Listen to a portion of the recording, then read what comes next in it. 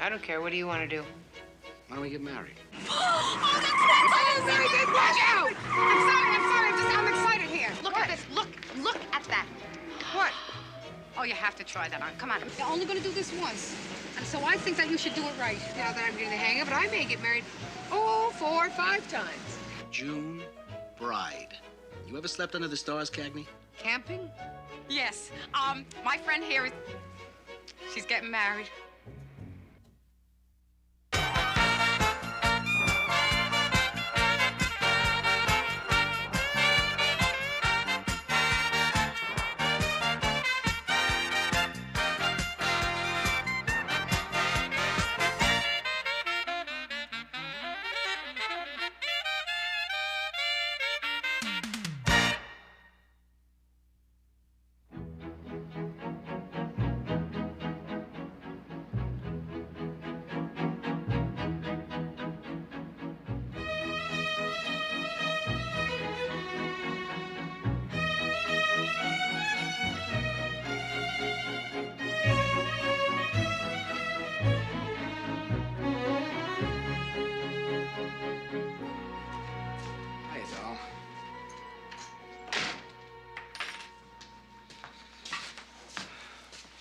Gorgeous.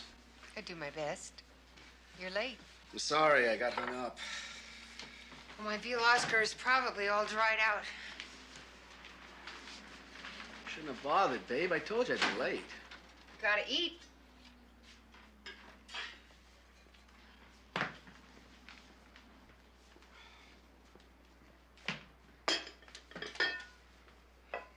Chris, what would you say if I told you I'm not hungry? I'd say you better be kidding. Babe, I've been staked out for 10 straight hours. You know what that is. Junk food central, right? Right. You're mad. No. Okay, I'll eat. That's stupid. You're not hungry? Don't eat. No, it's all right. Looks great. Forget it, Dory. Can you freeze it or something? Sure. I'm sorry.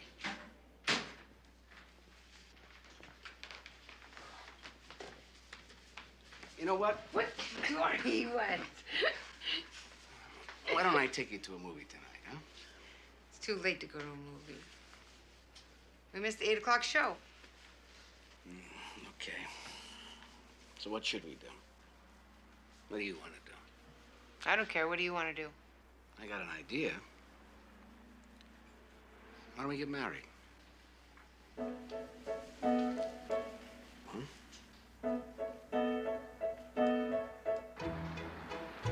It's like bargain bazaar up there. They let a major lowlife like Louis Boffa cop to a misdemeanor. Probation and $500. Surprised they didn't give him a good citizenship award. Thank you. Thank you. Mary Beth, when you buy filet of chicken breasts, do you pay to have it deboned at the market, or do you take it home and do it? What's wrong? That's a very big junk you took receipt from Louis Boffa to chicken cutlets. Well, Louis Boff, I can't do anything about. And this was on my mind. Chicken cutlets. Yeah, I'm making chicken Dijon tonight. And I need the breast deboned, but I think $2.99 a pound is a lot to pay for it. Well, it's not so hard, you know, if you have a good knife. You have a good knife, you break the breastbone, then you scrape under either side. Chris, you know, the change in you since you settled in with Dory, I would not have believed. What's that supposed to mean? It's nice. It's nice?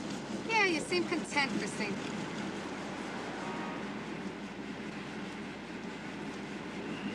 Dory asked me to marry him. He did? Oh, that's wonderful! I did! Watch out! I'm sorry. I'm excited here. I didn't say yes anyway. Well, you turned him down?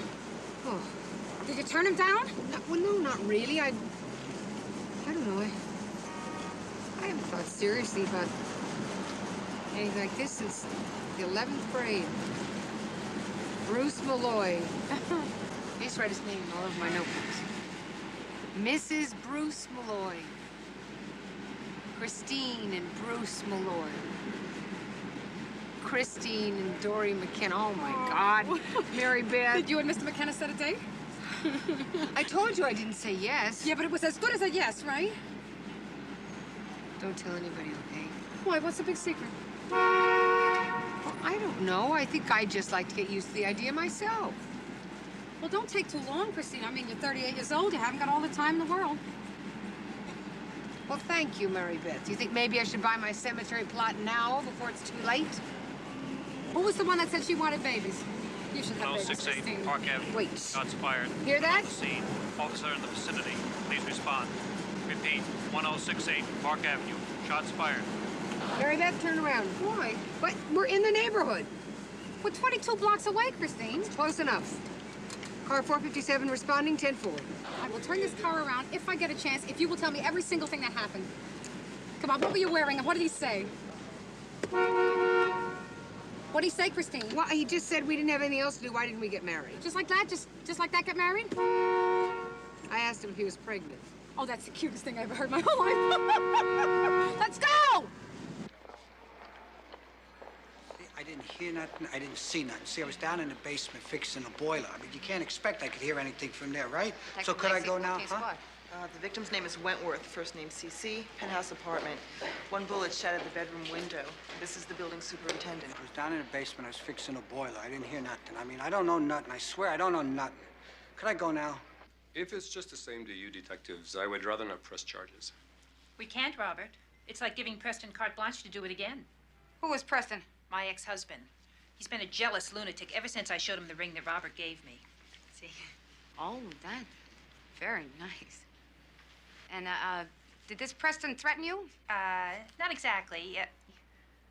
You see, Preston is the kind of man who returns a book to the library and expects that no one is ever going to take it out again. Oh, I see. Well, we'll check on him. It's Preston Wentworth. Yes. It appears that the shot came from the building across the street. You know anybody who lives there? No. No one. Where were the two of you when the shot was fired? Here. What part of the room, sir? Robert is so gallant. He worries about my reputation. We were in bed. You were still asleep at approximately 12:30 in the afternoon? Hardly. Robert comes over every afternoon during his lunch hour.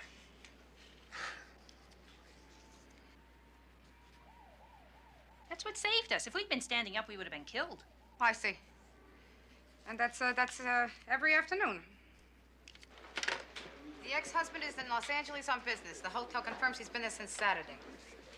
Maybe he flew back and forth. You want coffee? Yeah. Or he had enough money, he could have hired someone to do his dirty work. He could have. But you know what occurred to me? We never even asked Robert Wurlitzer if he had any enemies. Now, say he's got a jealous ex-wife or another girlfriend. I'm calling him at his office. Ken, can I ask you something? Yep. Can you read this initial? It's Coleman's signature. I know, but what's the first initial? Mr. Wurlitzer. It's an N. Wurlitzer. No, it's an M. W-O-L-I-T-Z-E-R. It's a K. The vice president. I don't know. It could be anything. Exactly. Do you know there's not one person in this station house that knows Coleman's first name? I beg your Not pardon? even his initial. It's Are fascinating. you sure? This is Rosenzweig and Sons, investment bankers. Yes, thank you. Christine, did you hear Robert Wurlitzer tell us that he was a vice president at Rosenzweig and Sons on Wall Street? Yeah, it's right here. I just talked to them. They never heard of him. What about silver? You got silver? Yes, I have my grandmother's sterling. I never use it. I have my stainless at home. It's perfect. Plates might be How about good. wine glasses? I have wine Of course, glasses. you can go for cheap though. You can get like 2 dozens. No, this is not the place for wine. No, but downstairs we should go because registering is really easy. Mary though. Beth, we're here It's to do. completely We're here painless. working. The MVD gave us your address, and the super in your building told us that you worked in the credit department here. Why did you lie to us, Mr. Wurlitzer? How could I tell you the truth with Cece standing right next to me? You won't tell her anything, would you? Please? This is a criminal investigation, Mr. Wurlitzer. Now, I suggest that you sit down and you explain what's going on. Well, I first met Cece about 11 months, 15 days ago, and I was walking through the store on my way to lunch, and Cece was shopping in cosmetics. All of a sudden, she stops me, and she holds up her right wrist, and she holds up her left wrist, and she asked me, which scent do I like better? I said, well, they both smell delicious.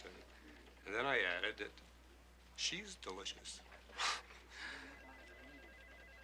I can't believe that I actually stood there and said that. What does this have to do with Rosenzweig and Sons? C.C. Wentworth is the ex-wife of one of the richest men in this whole city. And in no way would she ever be interested in some drone who works in the credit department at Neufield's department store ever. So you lied to her. Yeah. And you lied to us. That's a crime, falsifying a police report. Oh, no, I knew it was going to come to this. Mr. Walter, you made a very bad start here, right? Detective Cagney, is it that we could let this go? Maybe this once. Maybe. But you're gonna have to start telling us the truth, Mr. Waltz. Everything. I'll tell you everything. Please, just don't say anything to Cece, all right? Well, you're gonna have to tell her yourself eventually. Oh, please, no. Mr. Walter, please stop saying please. May I ask you a question? Do you have any enemies who would have fired that shot? No. Ex-wife. No. Girlfriend? No. Cece's the first woman I've ever loved. And she's the only woman I'll ever love. Do you believe that guy? Well, I don't approve of his lying, but I thought he was very sensitive, very sweet. Well, I didn't buy his act for a minute. I thought he laid it on a bit thick. For what purpose? I think he set the whole thing up. I think he hired the hitman. First attempt, sweet, sensitive Robert, he's there. See, takes suspicion right off of him. Second time, he's gonna nail her and he's gonna inherit all her money. Oh, I think you're very cynical, Christine. Mm-hmm, fine, good. Tomorrow we'll go talk to Cece, see who's in her will. Think Dory'd like that? No, so sweet. I got this for her last Christmas. He gave it to the mailman. What? God, Mary Beth, I forgot Dory's shirts. I was supposed to drop off his shirt. You gotta get me to an all-night laundry. Oh, Chris, look at this. Look at that. What? Is that something? Huh? Oh, you have to try that on. Come on. Come on. Oh, is that perfect, huh? It's lovely. Oh. No price tag. Look, Christine, this one you have to try on. Oh, come on. I would look ridiculous. You would look gorgeous. Mary Beth, 18-year-old virgins wear white dresses with daisies. Come here and talk to me. Come and talk to me. Christine, this is the biggest and the most important event in your life. Now, I say to you, go all out. May I help you? No. Yes. My friend here is... She's getting married. Well, congratulations. What can I show you? Do you have anything in red?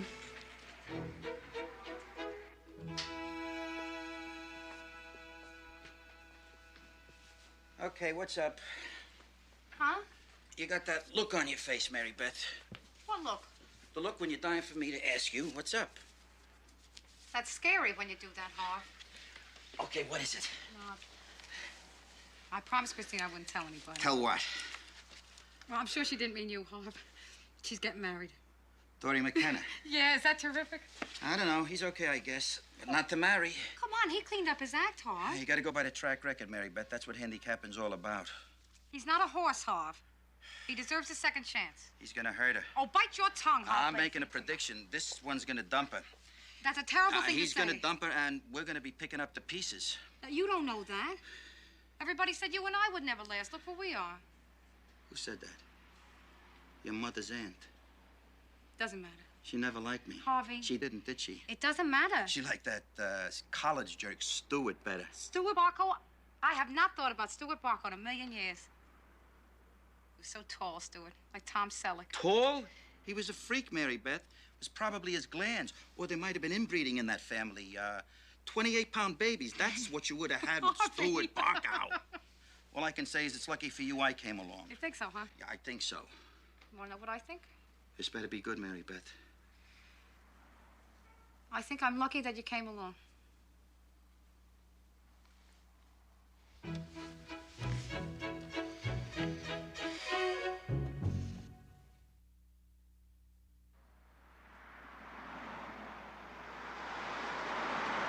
I made a shower for Harv's cousin Estelle. We had those little sandwiches with the crust cut off, and pigs in blankets. We had my special romaki. With Mary deviled Beth, eggs. no, I really, thank you. I don't think so.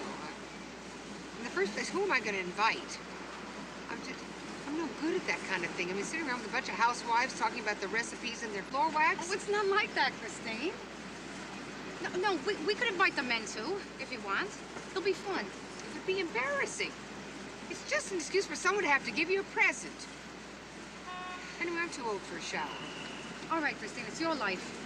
But knock on vinyl. You're only going to do this once. And so I think that you should do it right. Well, now that's not necessarily true, Mary. Now that I'm getting the hang of it, I may get married, 4 or 5 times. I have an Aunt Eunice who got married 6 times. And the last guy she married was new, right out of college. I saw him. I don't blame him. All right, have it your way. I do hope at least that you do the wedding right. Now, Howard has these friends in the catering business. We went to a wedding that they handled. Oh, they had these little doves in a net. At the end, they let them go. And the couple stood in this little archway, this sweet little archway with flowers and ribbons on it. It was the dearest thing I ever saw. Doves? Yeah. Just disgusting. Okay, you can skip the doves.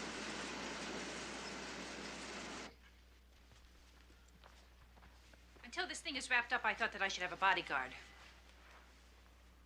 It's nice to meet you. Are you sure it wasn't my ex-husband? Well, the thing is, Miss Wentworth, we're taking kind of a different direction in our investigation, and we were wondering if you could tell us who would benefit from your death. Oh, you mean my money? Well, I've left it to various charities and medical research. What about your fiancé? Did you leave him anything? Robert?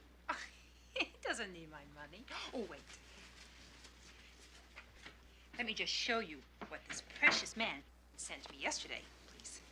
Oh, Newfields. Earrings to match the ring. Very, very nice. Very generous.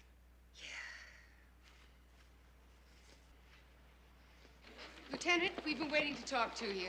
Well, if this is about Coleman's first name, I don't know. No, Lieutenant, actually, it's about the shooting incident, Lieutenant. Cagney, let me ask you something. If a gentleman says he's going to pick you up 7 o'clock, what time do you expect him? Huh? Generally, Yeah. 7 o'clock. On the nose? Well, 5 minutes after is usually good in case I'm running late. All right, so you got 5 minutes. Oh, thank you, sir. We have no suspects and no leads on the shooting, sir. But right now, it looks like it could be an embezzlement from a department store. There's a Mr. Robert Wurlitzer. He works in the credit department of Newfield's Detective department Lacey, store. is this a long story? Well, it's a complicated one. But the main question is, do we stay on it? Yeah, you stay on it. Well, let me warn you one thing. These employee theft cases, they're a pain in the butt. They take a lot of investigation. They're hard to prove. And even if you do make a case, 99 times out of 100, the store is going to drop it. They're willing to settle for restitution. Yeah, that's right. Then they fire the employee. They want the whole thing hushed up, probably because they don't want all the other employees to find out how easy it is to rip the place off. All right, 2 minutes. Explain to me about the attempted murder. Oh, thank you, sir. Well, there's this couple, and they're in love, only he's poor and she is rich. It's Mr. Robert Wurlitzer. Cagney, you do it. No suspects. The ballistics report shows nothing except an angle indicating that the shot came from a building across the street, probably a carbine. However, the apartment across the street is vacant, covered in 2 inches of dust, which means no one has been there for over a year. No. Stay with it. Gotta go now. Have a wonderful evening, sir. Oh, thank you.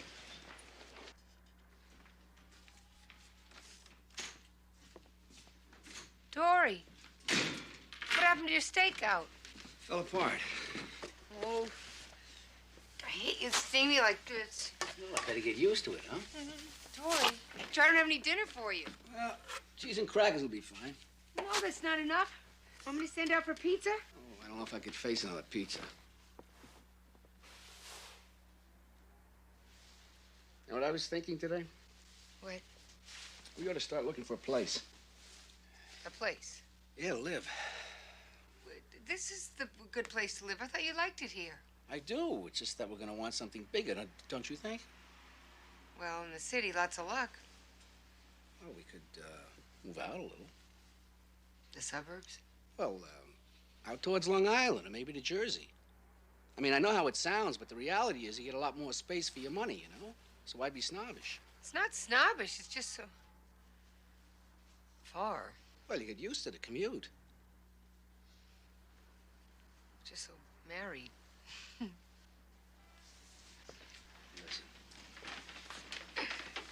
Right. it's just something to think about, you know? I mean, it wouldn't kill us to stay here. No, you're right. This place is too small for 2 people. I know how much you like it here, and we're not going to rush into anything. We don't move till we find something we both like. I know, but if you're not comfortable here, Will then you forget it? Well, I mean, we're not even going to think about it until we come back from the honeymoon, okay? Okay.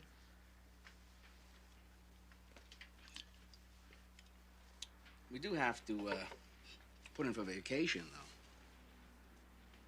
In June, it's hard to get. June? Yeah. June bride. And I thought of the Grand Canyon. You ever slept under the stars, Cagney? Camping? You mean like the Girl Scouts? You don't want to. No, it's not that I don't want to. I'd put in for February. Remember I told you got those reservations in Chamonix? Huh? It's a skiing resort in the Alps, and it's very romantic. Very. You don't want to. Oh, sure. I've been skiing in 10 years. I broke my collarbone. I was in a body cast for 4 months. Probably is time to try it again. Or we could go camping. We don't have to decide this minute. Right. I missed you. I was thinking about you all day.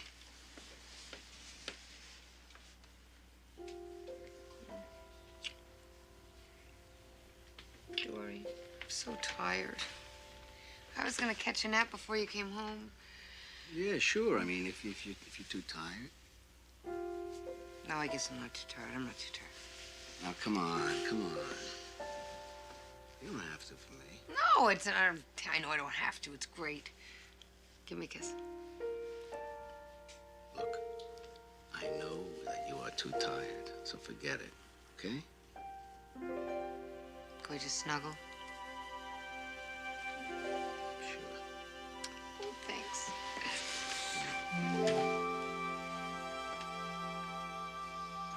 Mr. Wilcox, do you have reason to suspect any recent embezzlement or large-scale employee theft? Should I? Well, we don't know, so that's why we're asking you. Are there any pieces missing from your jewelry department? Nothing. Absolutely nothing. Since I took over as the head of store security some 9 months ago, I've reduced the incidence of employee theft to virtually zero. Uh-huh. Well, this is a very large department store, Mr. Wilcox. I don't understand how you can be quite that certain. As part of my regime, I instituted a computer system. It inventories all merchandise and cash down to the last penny. I'm happy to say the last 3 months have been totally theft-free. Mr. Wilcox, I'm sort of a computer illiterate, you know. I mean, for my kids, that's like 2 + 2. But anyways, you're going to have to interpret this data for me. Actually, I can't. It's not my field. How do you know what it says? I have a computer genius in the credit department. He set the whole system up for me. Robert, these detectives want to talk to you about your computer program. I knew it. I knew it. I knew that I would never get away with it. What? Get away with what? I'm sorry, Mr. Wilcox, to have betrayed your trust, but frankly, it was worth it. No, Mr. Walter, please don't say any more. We have to advise you of your rights. I don't want any. Just take me to jail. Go on, get it over with. Mr. Walter, please. You have the right to remain silent. If you give up the right to I didn't remain think it would silent, mean any anything harm, you know what I mean? can and will be used A against nickel you in a here, court a of dime law. there. What You have difference the would right that to make? speak with an attorney and All have I an ask attorney is that present Cece during your doesn't questioning. find out. If you so Who's desire, gonna take care of and Cece? cannot Without afford one, Cece? an attorney will be Who's gonna- appointed. You want to zip it up? Long enough for her to finish. Without charge. Now, you understand these rights I just said to you? I wasn't listening. You do it. You have the right to remain silent. If you give up the right to remain silent, anything you say can and will be held against you in a court of law. Wallet, sir. RWW. Really kind of sad, sir. He did it for love. Right. He was afraid his girlfriend wouldn't love him unless he could buy her expensive things. Will you spare me the bleeding heart? Okay, Lacey? Huh? All right, so you say the guy ripped the store off for $18,000, huh? Well, not exactly, Lieutenant. See, technically, he didn't steal anything from the store. Well, you got the money from somewhere. Well, he's one of those computer wizard types, sir. You know, what he did is program the machine so that every time someone returned something to the store, he made a little money off of it. Well, how did he do that? Well, let's say that I go to Newfield's and I buy a sweater with my charge card, all right? With tax, it comes to $54.43. Well, I take it home. I decide I don't like it. So I want to return it. Well, our perp, he's got the computer program, so when I take it back, my account is credited with the $54. But the cute part is that the 43 cents goes into this dummy account that he set up for himself. $18,000 worth? Well, he's been doing it almost a year, sir. You see, every single time a charged item was returned to Neufield's, then an amount between 1 cent and 99 cents was credited to Wallace's account. So what are we talking? We're talking 35,000 victims here? Is that terrific? I mean, who else in the precinct gets to crack 35,000 cases in one day? All petty theft. My arm is going to go paralyzed from stamping the paperwork. Well, that's why we came to you, Lieutenant. What should we do with it? Well, you're asking me? You're our superior officer. And you're always complaining I don't give you enough free rein. So you and Lacey, you can run with this one. I'm not going to tell you what to do with it. It's good we talked, Lieutenant. Thank you. Thank you. I love you wanting to have lunch with me. I gotta get back. I have to be at the store at 1:30. Boy, you really get all the oddball cases, don't you? Huh? How's your day? I spoke to my insurance broker this morning. I told him I was going to get married, and I wanted to make you a beneficiary. Sorry. No, wait, it's complicated, you know, because of the kids. But I want to make sure that you get something in case something should happen. That's very sweet, Dory. I have my own money. Try to take to your kids is one thing. I don't need any. Well, trust me, Cagney, the kids come first. Not to mention, I don't want to leave you enough to tempt some tight-pants young fortune honey, you know? Thank you very much. Bet you'll probably get enough to get one terrific dinner out of it. And a decent bottle of wine? Well, I don't know. I wouldn't go overboard. Anyway, Joe thinks we should be doing some financial planning. What for? Well, let's face it, I'm not bringing as much money into this as you are. I mean, you got your trust fund. The least that I can do is to see that we manage it smart. Hey, don't look at me like that, Cagney. I'm not being a gigolo here. It's just that Joe thinks that we should sit down with this accountant he knows and take a good look at where you got your money and how we could better make use of it. Yeah, I've been doing fine. Oh, well, you probably are, but we got to look to the future. I mean, I'm eligible for retirement in 2.5 years, you know. Retirement? Well, it's not that long till you're 20 or up.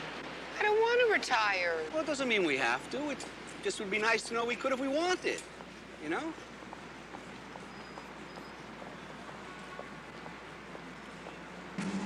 Beth, let me ask you something. What do you know if you do about money? Spend it too fast. Thanks. No, I mean, seriously, what do you do with your paycheck? Deposit it in the checking account. The joint account? Yeah. And Harvey can just write a check for anything he wants? Sure. Well, what if he wants to buy something you think stupid? We'll have a fight. That's it? Yeah, what else? I mean, what's mine is his. When Harvey wasn't working, I mean, he just kept on writing checks. It's called marriage, Christine. It's two of you together. What about those new modern marriages? Everybody gets to keep their own money. No, it doesn't work. It's like keeping one foot out the door. I mean, God forbid that there should be a problem. You can grab your money and get out fast. No. I say marriage is commitment. You jump in with both feet. You asked me, Christine. I know. Frankly, Mr. Wilcox, we don't feel that this case should go to trial. Is that right? Because it's difficult. Because it's inconvenient. Because you're lazy. You think a man who stole $18,000 should get off scot-free? Wait just a minute. Mr. Wilcox, he has been fired. And I'm sure that he will try and make restitution. It's not as if he hasn't been punished already. No wonder America's going to hell in a handbasket. I'm sure my friend at the Times will find this very interesting. According to Detectives Cagney and Lacey, since the case would be difficult to pursue, the store was advised to ignore the theft of nearly $18,000. Just pass it on to the customers, charge them higher prices. That's what the NYPD says. Am I correct? Sir, you're making this very difficult. I certainly hope so. I want this man in jail. That's what I like about this business. You get to meet such nice people. Chris, there's something I've been wanting to ask you about, and I don't know exactly how to do it. What? Say, is your brother and sister-in-law coming in from California? Because I was wondering if you had thought at all about your, you know, about your matron of honor. Well, no, listen, if you have somebody else in mind. No, it isn't that. No. If somebody else you'd rather have, listen, very Beth, would you stop? No, you're right, you're right. I should never have brought it up. I'm a pushy broad, and I'm sorry I even mentioned it. No, of course I would want you to be my matron of honor. I just haven't even decided on what kind of a wedding. We haven't even set a date, Yeah, actually. whatever. You know, we forgot to go back to China. China? Well, you really should register your patents, Christine. You should. Okay, Coleman, we got you now. The Police Benevolent Association said the first initial is R. Wasn't that right? Original? You're not getting zip out of me, Becky. You really should tell us. We've been spending a lot of time on this, Rupert. Nothing. Oh, come on. It can't be that bad. Roland.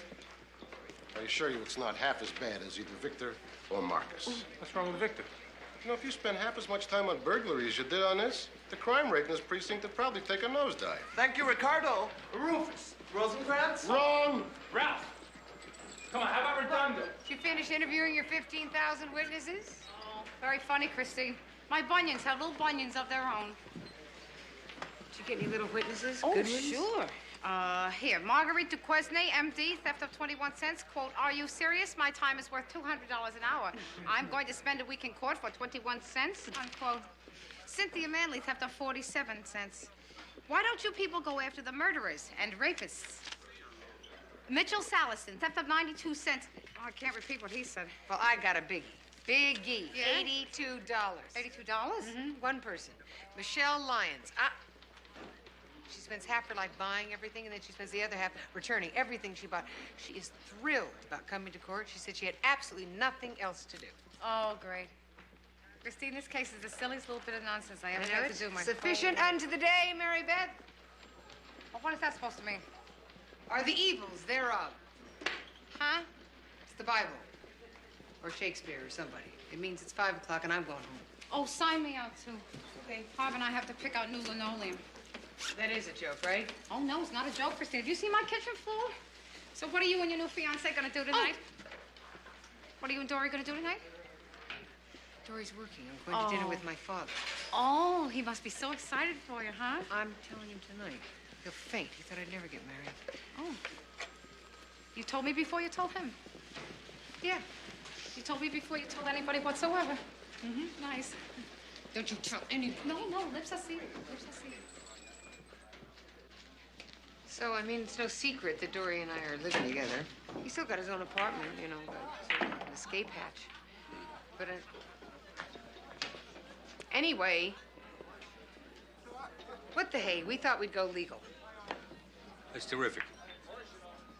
You're not real excited about it. No, it's terrific. It's also your turn. It's Dory. You still don't like him, do you? Oh, no. Come on, Chrissy. No guy's ever going to be good enough for you, but Dory, he's an okay guy. Even if he roots for the Boston Celtics? Okay, Charlie, what is it? What's wrong? Nothing is wrong. Look, if you're happy, I'm happy, and that's the truth, okay? Remember when I was a little girl and I used to ask you if anybody ever want to marry me? Yeah. You told me I'd be beating him off with baseball bats. Yeah, well, look how long it's taken me. Hey, what are you talking about? You're the greatest. You could have any guy you ever wanted. You know what I'm the happiest about, Charlie? I feel like I've always deprived you of grandchildren. I already got grandchildren. They're in California. Maybe I should go see them. Brian says he's got a great house on a hill and has a view. And he's got a pool and a hot tub. Yeah, you know, your mom sure would have been proud of Brian. But you and me, I always thought we were two that took after each other. What do you mean? A couple independent types. Stay light on your feet, don't carry too much excess baggage. Yeah, I've had a hell of a good time. You gonna make the shot or not? 5 ball on the sideboard.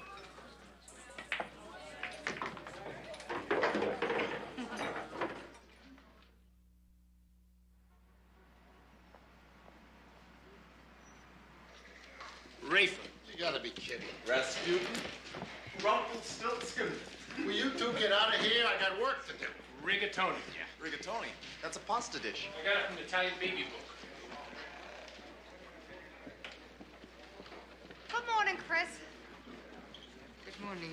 You have fun with your father? Oh, what did we tell you went on? Well, it was a night to celebrate. Now, don't you get too comfortable, because we gotta go. Here, take this here. Get here, coffee. No, we can get a coffee on the way. Take this. We have an appointment with the assistant DA. Come on. 8:30, crosstown. Come on. I can't. I just got one cup. I love it. I just love it. Last time, you bring me one victim and 2 confessions. This time, 1 confession and 35,000 victims. What did I do to deserve this? What? I want to save this for the jury, Feldberg, because I got a killer headache. Mr. Feldberg, are you gonna file the case or not? This scourge of society. You know, I have never seen 2 such gung-ho cops. Is the police recommendation for hanging? Or is it just maybe for a nice public flogging?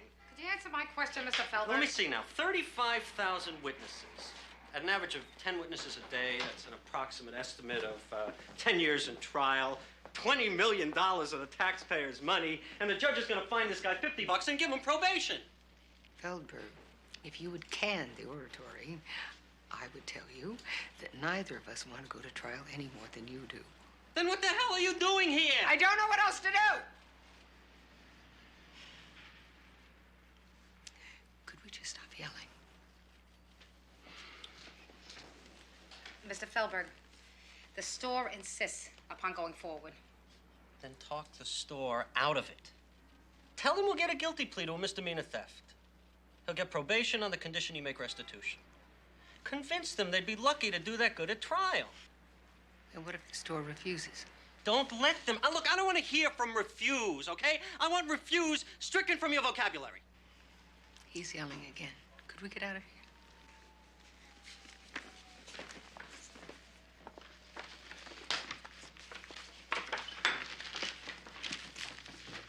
Oh, wait, I'll get it. Don't worry about it.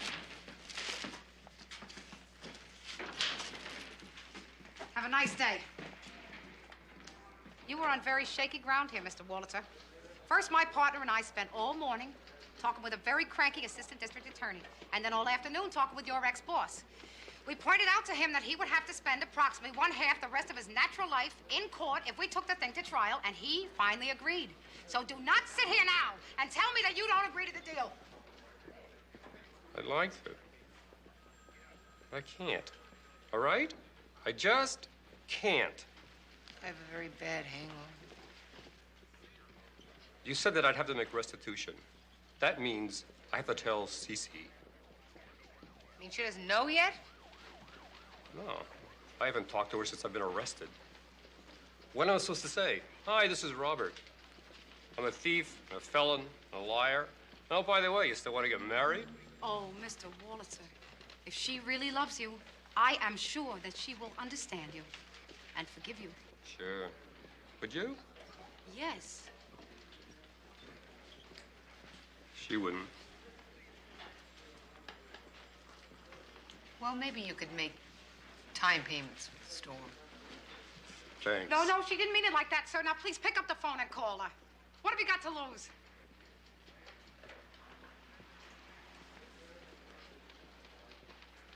You think? Absolutely.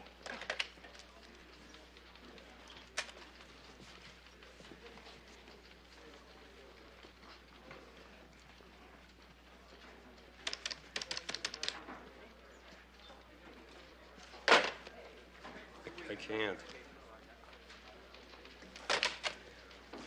I said I can't.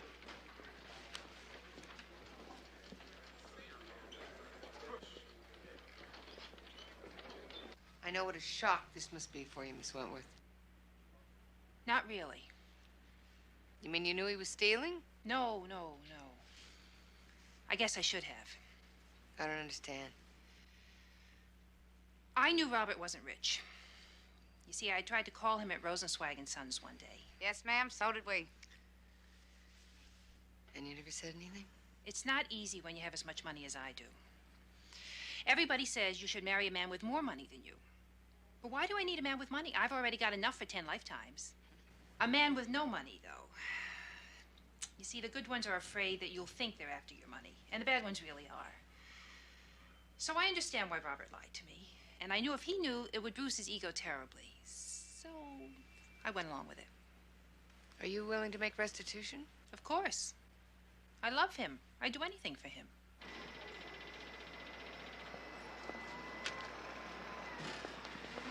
Good. Good. Now all we have to do is figure out who took a shot at him.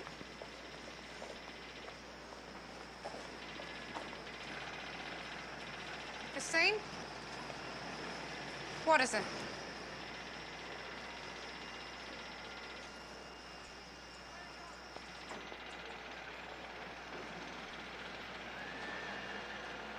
Hey, you! Hey! Police! Hold it right there! Okay. You want to tell me about it? I don't know nothing. I swear, I don't know nothing. Put your hands down. What? What are you guys doing this to me for? I'm just a working man. Talk. I don't have to talk, and you can't make me. Okay, I'll talk. It was an accident. You gotta believe me. I didn't mean to hurt anybody. I was just cleaning my gun when, boom! The bullet must have ricocheted off that building and then across into Mrs. Wentworth's apartment. I would have said something, but I got scared. You know, you cops showing up and everything. I thought this whole thing would have blown over by now. I didn't even want to call the glass company, but it's been freezing in my apartment. You guys gonna book me or what? Rory Coleman. Rip Coleman. You got something on me? Rock Coleman, Ramon Coleman. How about Ronald? Ronald Coleman. Yeah, you never saw Random Harvest on TV? Or Tale of Two Cities?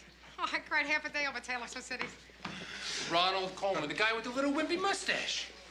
It's a far, far better thing I do than I have ever done. I'm gonna kill her. It's a far, far better rest I go to than I've ever known. It's a far, far better place I go to. Has this been a terrific day or what? I mean, how often do we get a day like this one, Christine? The department store gets the money to give back to its customers. We get to solve an attempted murder and 35,000 petty thefts. We even got the lovers reunited. I mean, everybody's happy for once. We didn't even have to arrest anybody. It's a fairy tale ending, right? I'm not going to marry Dory. What? I'm going to tell him tonight. Wife, what did he do to you? Nothing. Come on, Christine, talk to me. Well, I'll make up a reason if it'd make you feel better. I am trying to make you feel better. I'm trying to be a friend and understand this. Well, I'm not sure I understand it myself. I just don't like what I've become. It's not me. It's not what I want. What have you become? Well, I've got a tough job, right? Right. And there's some nights I just want to go home and take off my makeup, wash my hair, eat yogurt, read a trashy book. But, I don't know, lately, that's not true. It's every night, Mary Beth. I leave this place, I go home, I clean up the apartment, I doll myself up, and then I go fussing in that damn kitchen like I was Betty Crocker. Well, Christine, Dory's a very demanding man. Now, you have to talk to him No. and get him to understand. It isn't Dory. Dory doesn't even care. It's me. I'm doing the stuff I think I'm supposed to do. No, I'm not following this at all. If you don't want to do it and Dory doesn't care, then why do you do it? This person I've become doesn't even feel like me. I tell you, Mary Beth, I feel like I'm suffocating. I do. I have these crazy tapes that keep playing around in my head like old reruns of Ozzie and Harriet. I understand. You understand? You're not going to give me the old Peter Pan speech about how I'm supposed to grow up and make commitments? Oh, Christine. You and Dory want different things out of life. He's not the right man. What is the right man? Well, he's out there, Christine. Now, you have to believe that. All right, Beth, you're not getting it. I'm 38 years old. It is no accident that I never married. I like my life. My life works just fine, exactly the way it is. And I'm not getting married because I'm supposed to. I agree with you 100%. From your mouth, you're saying it's all right to be single. Well, Chris, what I'm saying is that you should never settle. You are not listening to me. I'm not talking about settling. I'm talking about liking my life the way it is. There's nothing wrong with my life because I'm single. Dory's the wrong man. If he was the right man, you'd be getting married. Mary Beth, you don't need a ring to love somebody. No, this is what you believe now, Christine. But when the right man comes along, you will not be sitting around thinking about it. When the right man comes along, you will close your eyes and make the leap. I don't want to go through the rest of my life with my eyes closed. If I want to get married, I'll marry Dory. Then you would be settling. I would not. What is wrong with Dory anyway? He's a terrific guy. He has an ex-wife and 2 kids. Who doesn't? He's human. I'm human. He's a terrific guy, and I love him. If he's a great guy and you love him, then what is the problem? There isn't any problem. I have looked at this. I've looked at me. And I understand your feelings about husbands. But I, Christine Cagney, do not need to get married. Maybe it's the wrong time. Mary Beth. It's possible. Would you admit it's possible? Admit that it's possible. It's possible.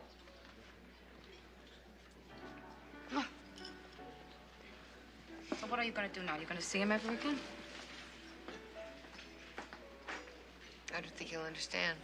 Then if he doesn't understand, what happens then? I don't know, Mary Beth. I don't predict the future. I hate to see you lonely. I won't be lonely. What if you never see him again? Then I don't see him. But it wouldn't stop me from loving him. And it wouldn't stop me from loving somebody else. And it doesn't have to all be tied up into a neat package called marriage. I swear to you, it does not. Your opinion. Right. It's my opinion.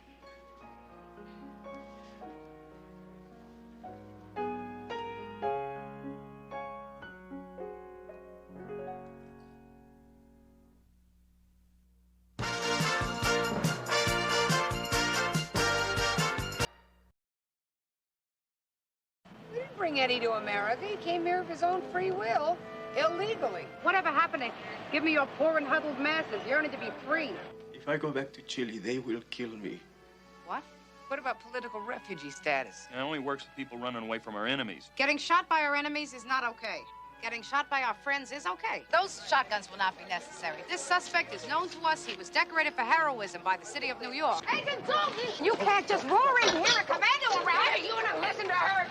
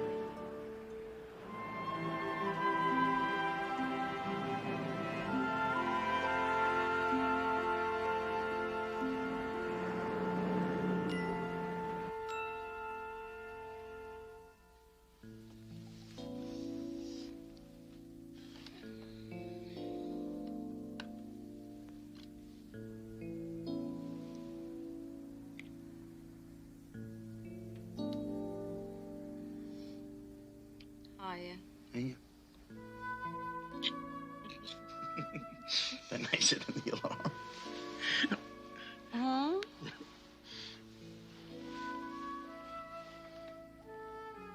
What are you doing? Listen to the baby.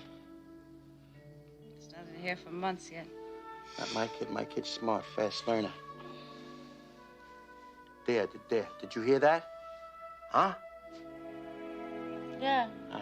It's my stomach growling. I'm starving. Tell you what. You stay right there. I'll make breakfast for us.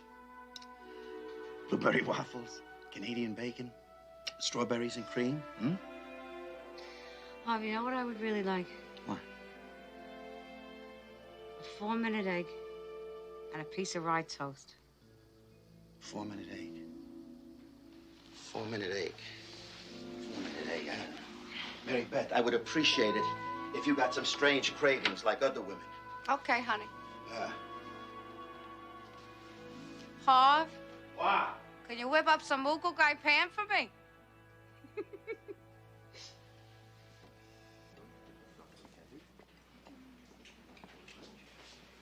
This is a pretty interesting menu, Marcus. Except it doesn't have the usual English translation.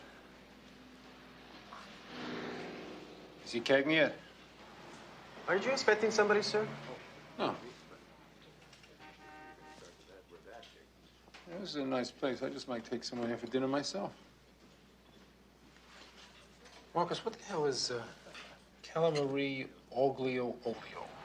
Calamari, Victor. That's squid with garlic. What about lumaci di mare? Lumace di mare. Snails from the sea.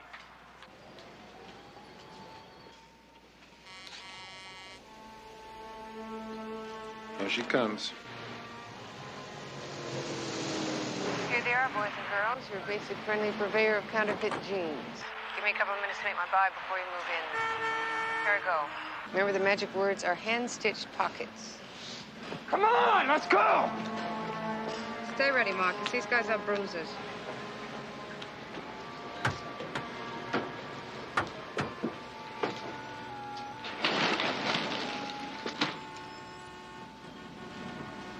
Excuse me.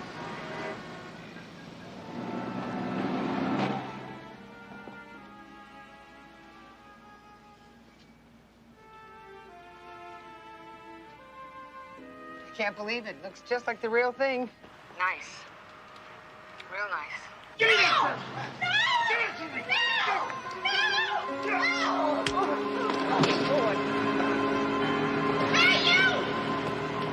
You got any with hand-stitched pockets? Lady, can you hear me? I'm the cops. And nobody's gonna hurt you. I'm the cops. I got her. All right, now listen. Listen, she's all right. I got her. Well, I just really love the hand-stitched pockets. Take this here and put pressure. Just keep putting pressure on there as hard as you get. You want to be a help? Come here. Put that under her head.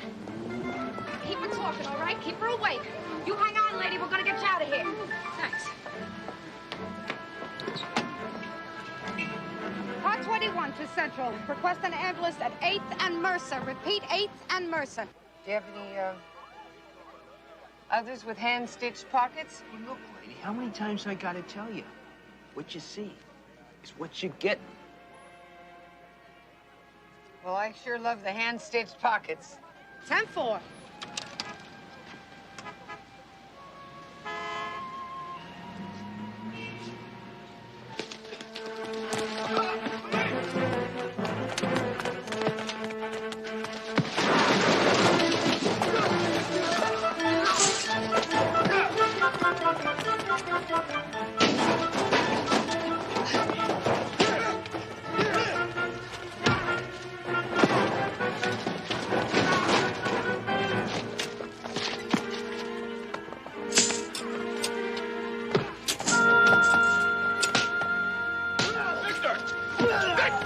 Enough!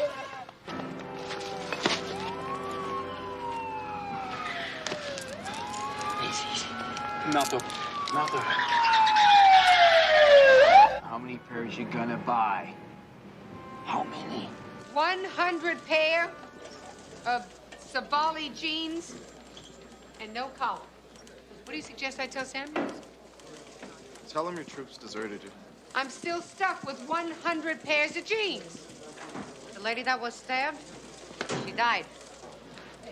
Man, that stinks. Yeah, it stinks. Why'd she put up such a fight for a purse anyway? She should have let it go. She just cashed her Social Security check. Well, at least we got the guy who did it. Thanks to that busboy. Yeah, Edward Carina. He was great, wasn't he? That perp was twice his size, beating the hell out of him.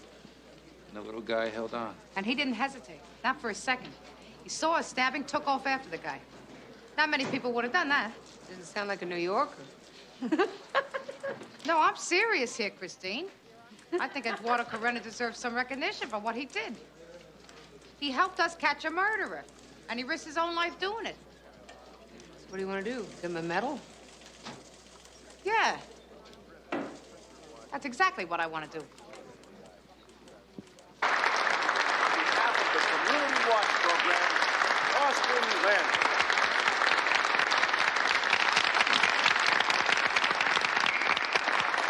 For outstanding heroism in assisting police officers in the city of New York, Eddie Carena.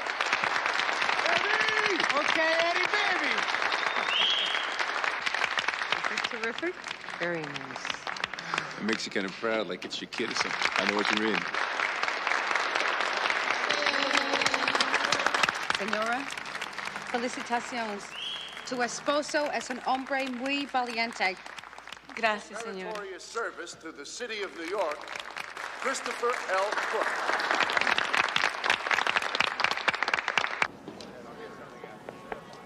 You must be very proud, Eduardo. Please, call me Eddie. Ah, you're Americanizing yourself. Good for you. Now, where are you from originally? Well, we live in Detroit for a little while, and then we come to New York. Eddie, you risked your life in order to apprehend a killer. Can you tell us why? Well, wherever I live, I'm going to try to make it a better place. This is Joyce Farron, together with Eddie Carena. Honors Day, 1985. Okay, boys, let's get the other recipients. Thank you, Mr. Carena. Good luck to you. Thank you very much. Hey! Mr. Carena, on behalf of the 14th Precinct, I'd like to thank you for what you did. Thank you very much. Everybody is so nice, but I don't think I'm so special. Oh, yes, so you are. You're a real hero. Well, maybe I think I'm just an ordinary hero, yes?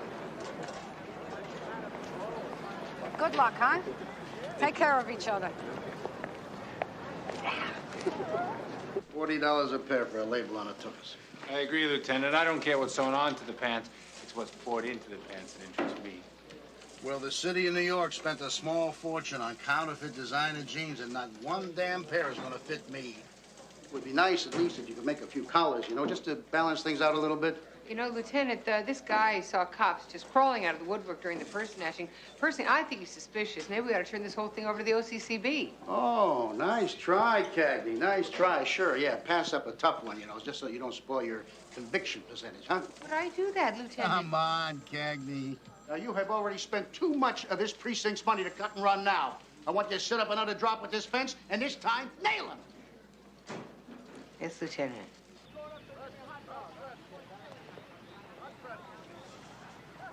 You know how risky this is for me? There are millions at stake in the counterfeit designer clothes racket. They find an informant, they cut him up. We understand. Too thin to fry. We understand, Mr. Fong. You messed up. You're right, Mr. Fong. I was wrong, all right? It was just some bad luck. Won't happen again. You hesitated. Sergeant Cagney? Sergeant, that's right. Sergeant, he who hesitates meditates from a horizontal position. Look, you want to help us out here or not? These creeps cost me $1,000 a week in sales. Huh?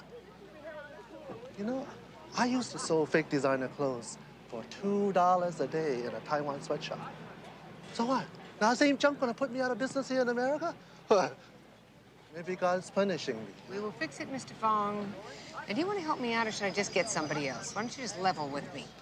All right, but you better not screw up again, or we're all history. We'll find him, Mr. Fong. Fake business card won't be enough to fool him anymore. This time, he'll want to meet you at your own boutique. How am I supposed to get a boutique? Well, that's your problem. Huh? Hey, you call me when you find a shop. I'll contact him then, but only then. Hey, otherwise, it's a royal waste of time. Fine. Thank you, Mr. Fong.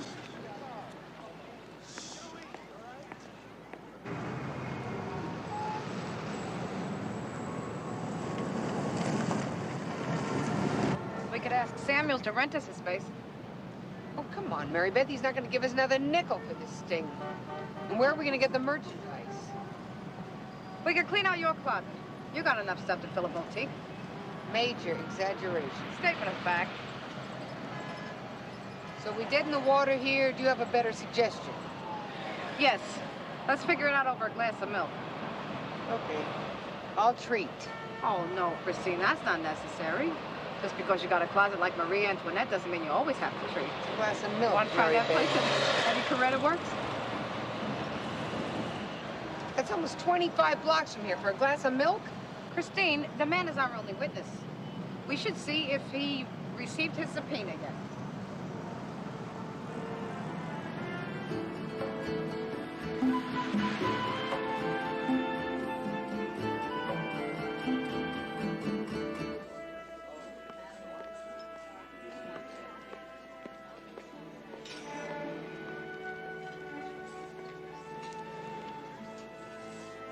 Two for lunch. Could you seat us near Eddie Corena's station, please? I'm sorry, but that's impossible. I beg your pardon? Some immigration agent saw Eddie on TV. They came in here yesterday and took him away.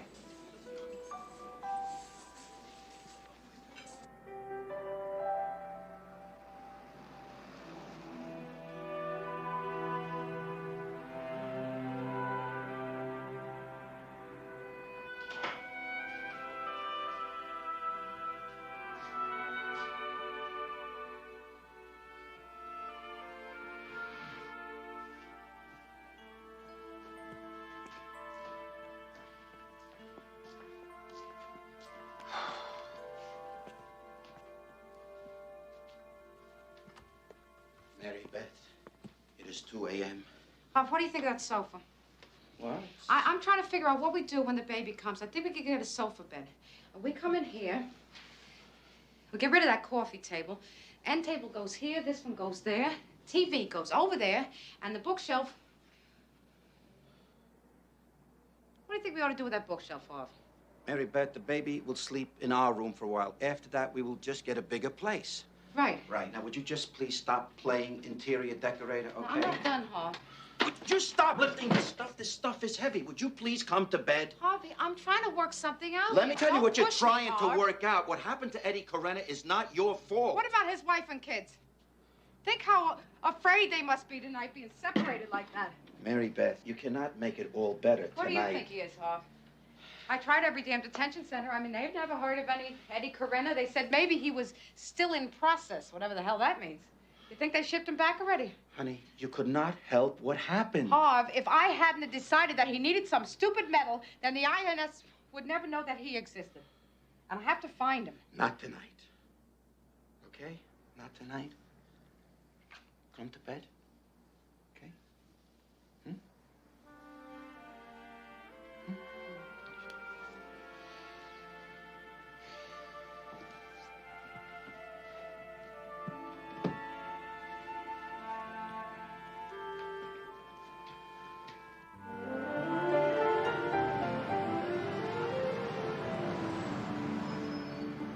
He's our only eyewitness.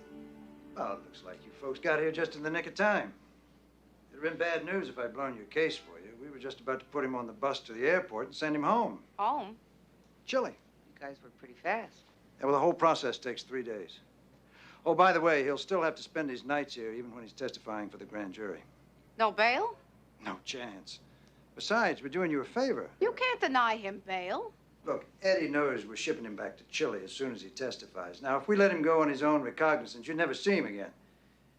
And your killer'd be walking the streets. Amen.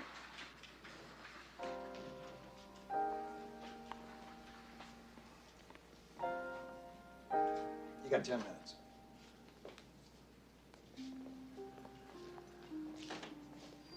Mr. Corena, sit down. Please.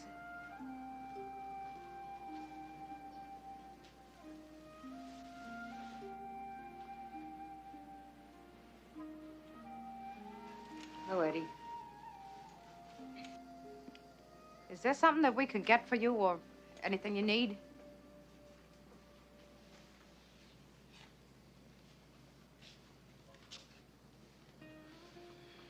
Did you tell them Tell them what? about my wife and children? We wouldn't do that to you. You are the police. That isn't part of our job.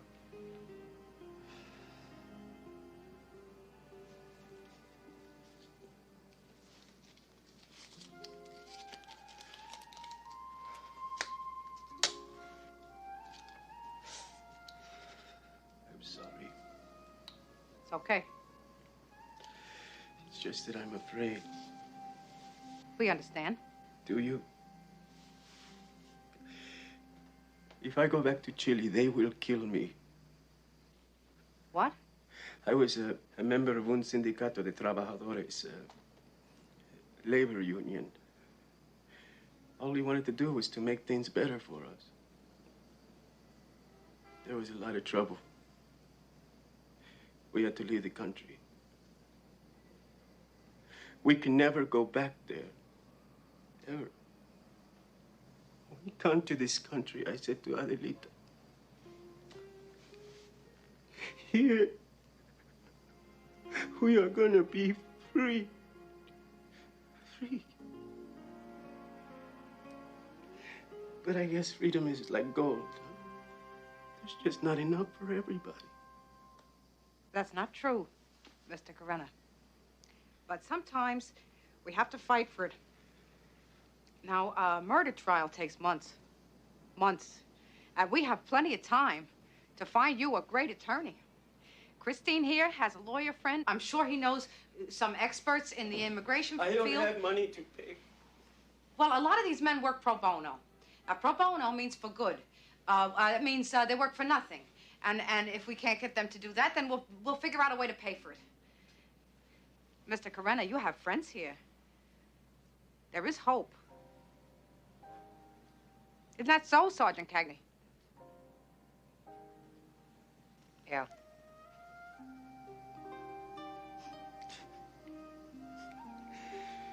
Thank you, my friends. Yeah.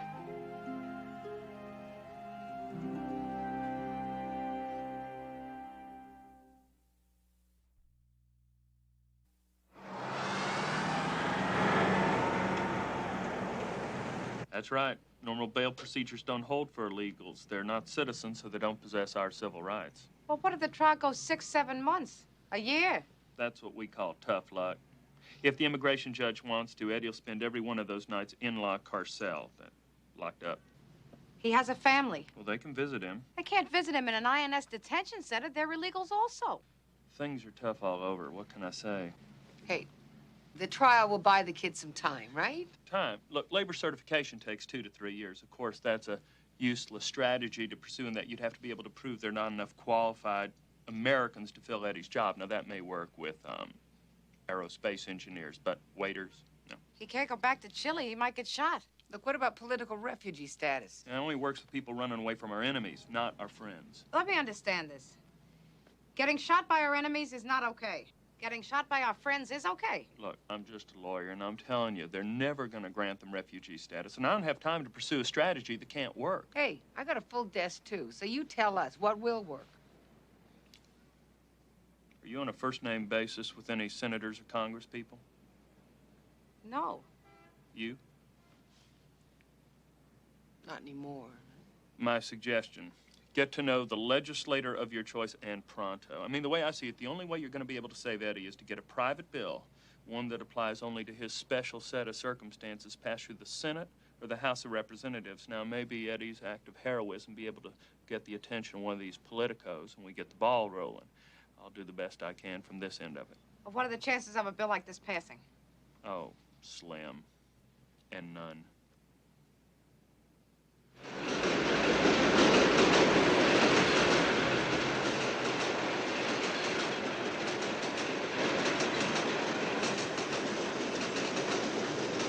Look, I know how you feel. And we did what we could, right? We're not social workers. What are you saying? Don't get too concerned? We're the reason he's in there. Hell, we are. We didn't bring Eddie to America. He came here of his own free will, illegally. You want to turn this to one of your guilt trips? Fine, Mary Beth, but do not lay it on me.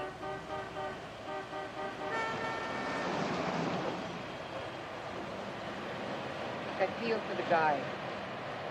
There's no reason for us to go on some mission of mercy. We've got our own job we have to do. It's not a question of mercy, Christine. It's a question of justice.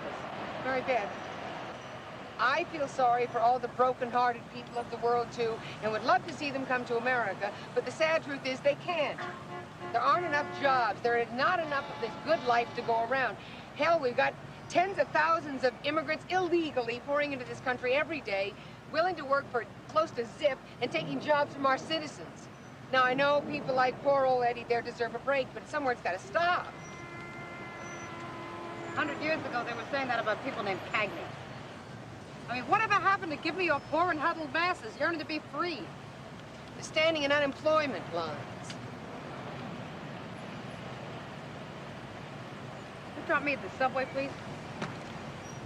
Oh, come on, Mary. I want to deliver Mr. Karena's message to his wife, and I wouldn't want to force you to go on another mission of mercy with me. Over here. What's the address?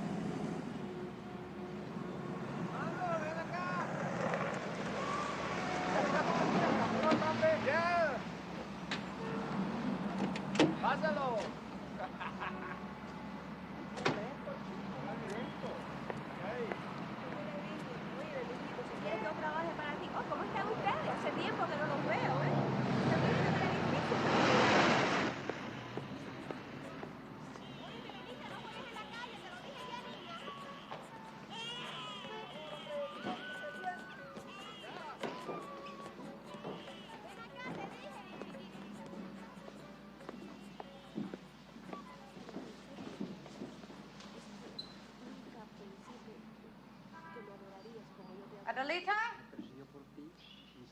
Adelita? K-Tal. Where are they? Flew the coop. We've been waiting around here for them to return. They left most of their stuff, but no luck. I don't think they're coming back here. Come on, Mary Beth, let's get out of here. You must get a real kick out of your work, huh? Hunting down innocent women and children.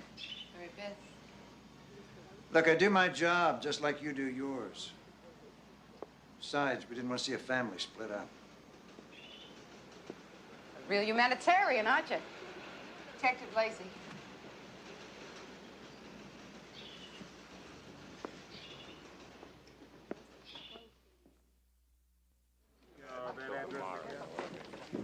Hey, Lacey, you're gonna have amniocentesis.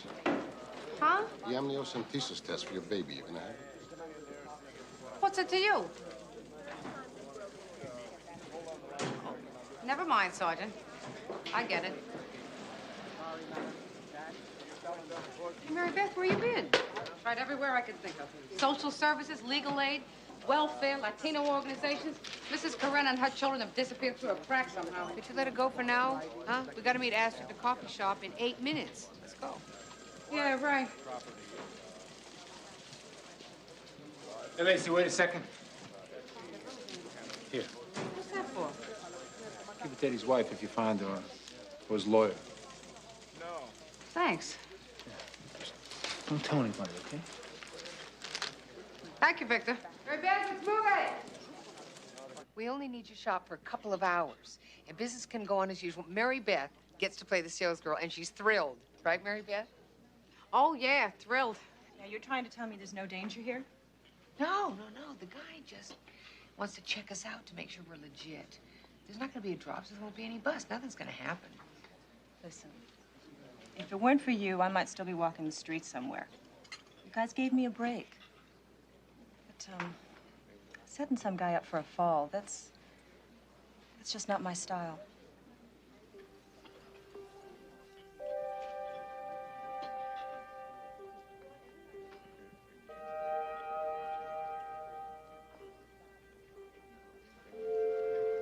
Okay, you win.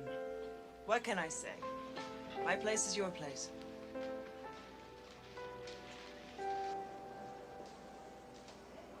Oh, now, this will be good on me, huh?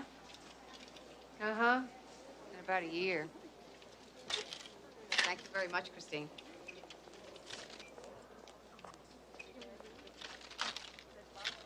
No, even with 50% off, that's 2 weeks' groceries. Good morning. Good morning. Nice place you got here. Yes, thank you. Is there someplace private we could talk? Certainly. How about right in the back there? All right. Oh, Miss Mary Beth, watch the floor, would you? Yes, ma'am. Mary Beth, would you like to help this gentleman? I'll be right back. May I help you, sir? Yes. Do you have this in a size 16? I think we do. Yes. Yes, here it is. This is a very pretty dress. It's very feminine. Yes. She'll love this. What would you recommend to complement this ensemble? Well, maybe a belt would offset. Or maybe a scarf? Now, what about pantyhose? This color is so unique, I don't think we want any of the traditional shades. Do you? Oh, no, certainly not. Perhaps something in a purple? Purple? You think we'd look good in that? Yes, I think a purple would go great with our eyes. Wanted to melt into the wall-to-wall car. Reminds me of a story about this guy I went out with once. You're not going to believe this one. Was this the senator? I don't want to hear it. Detective Lacey, 14th. Yes. Yes, I've got it. No, of course not, Father. Right away. Thank you. Christine, let's go. What's up? That was Father Tate. Remember the priest that helped us find that Salvadoran woman last year? He's got Eddie's wife and kids in a safe house. They're illegals. Yeah, here it is. Just take the Come on. Mary Beth, I have to stay here and wait for a call from Astrid. Garth's supposed to be calling the boutique at any time to let us know where he's making the drop. This is police work, Mary Beth. Of course, what I'm doing is social work, right?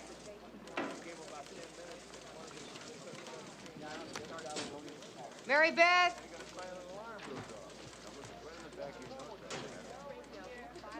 Good luck.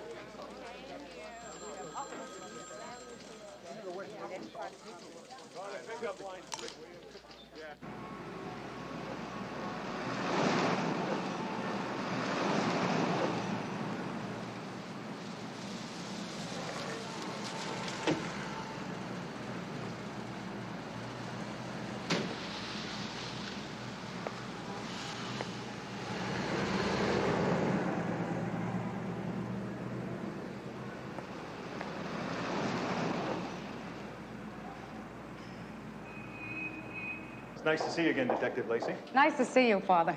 George. No one stays here for very long. It's just a way station. See, a campesino comes to see me in the church thinking I can offer him sanctuary. What he doesn't know is sanctuary hasn't been honored since the 14th century. So I have to bring them to places like this. Where do they go after they leave here? Well, we try to set them up in someplace decent somewhere. And find them a job, work through the legal system if we can. There's hope for a better life for many of them. I guess what we do best is buy them some time. But a few of them, the most endangered ones, have to stay on the Underground Railway for a while. What, you mean like slaves in the Civil War? Same idea. It's kind of an interfaith network of safe houses. But don't let anyone hear you say that you heard that from me. The U.S. Attorney's Office is coming down pretty hard on us right now. What did you expect, Detective? The Ritz? See, I can't exactly take up a collection at Mass to fumigate an illegal safe house.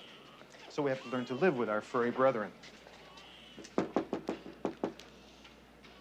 Adelita, Padre Tate y Señora Lacey.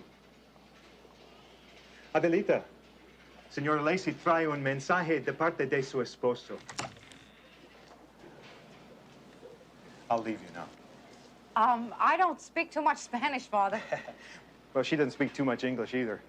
So you do fine. Stick around, huh? No, I'm on duty tonight, so I have to keep an eye out. Go on. You'll be fine.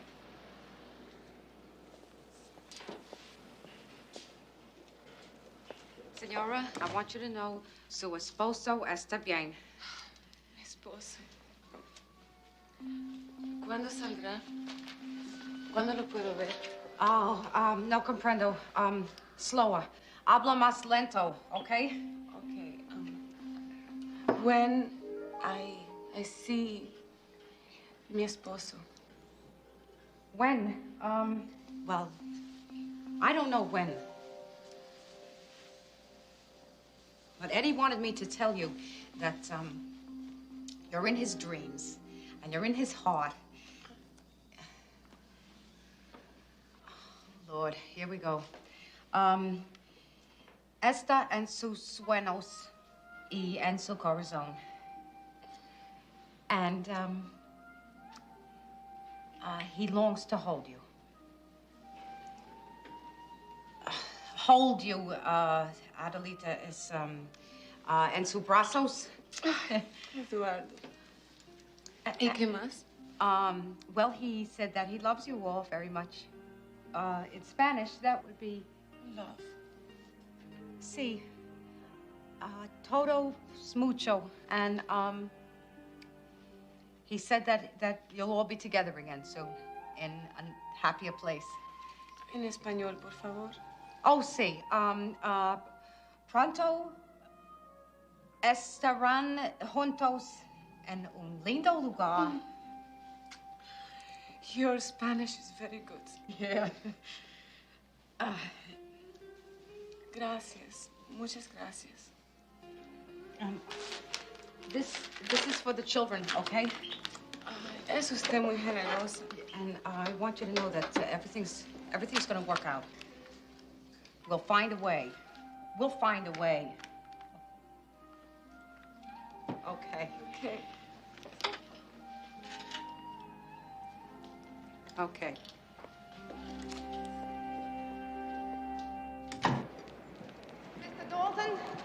Mr. Dalton, I want to apologize for my bad manners. It's okay. I get it all the time from the bleeding hearts. I was wondering if you could do us a favor, sir. What's that? When Eddie finishes testifying, could we take him to lunch? Well, you got a thing for this guy? No, Eddie's got a thing with his immigration lawyer. Okay. But if he flies the coop, it's on you. Yes, sir. Thank you. What we've got here, people, is the world's greatest living witness. Yeah? That classy Latin manner, those deep, honest eyes. Ladies and gentlemen, I give you Steady Eddie Carena, the answer to an overworked DA's prayer. I just did what any normal citizen would do in this country, yes? Honey, you blew him away in there. That legal aid lawyer still doesn't know what hit him. The man is fantastic. Does he leap tall buildings in a single bound? Super witness, you got it. I owe you one, ladies. Legal aid's defending a major sleaze bucket, and I got somebody my moma'd take to church. Now, you have a good lunch, you hear? And put it on the DA's tab. You guys earned it. I think she likes you. Let's go. Thanks.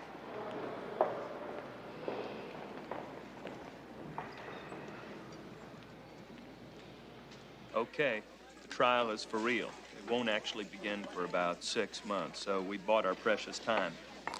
So then I stay in jail for another 6 months. Hey, look, it's better than being shipped back to Chile, right? Yeah. Now, we finally made a little progress here. We got a couple local representatives interested in your case, and I think we may have one of our honorable senators lined up. No kidding. Looks like that. I'm trying to play it from the angle that Eddie's performing a major public service living here, not to mention the fact he's a decorated hero, and politicians, they just love that stuff. You know, election time, minority vote, sharing the limelight, all that good stuff. I've arranged for Lynn Sutter, a reporter we know, to come and talk to you. She wants to do a human interest story on you. You know, there's nothing like a little publicity to grease up the old wheels of justice. Now, look, you just hang on for a little while longer. I think I'm going to be able to nail down this senator. The trial ought to give us plenty of time. Eddie! Eddie! What's wrong with her? Eddie Carena, I want to shake your hand. You are one fantastic witness. Yes? Damn right. We kick their butt so bad, legal aid's ready to accept anything I offer. And my boss thinks I'm such a hot number, he's moving me up to the Sandrelli case. My career is made. Wait a minute. What are you saying here? This murder's never going to trial. We made a deal. We'll wrap it up this afternoon. Congratulations.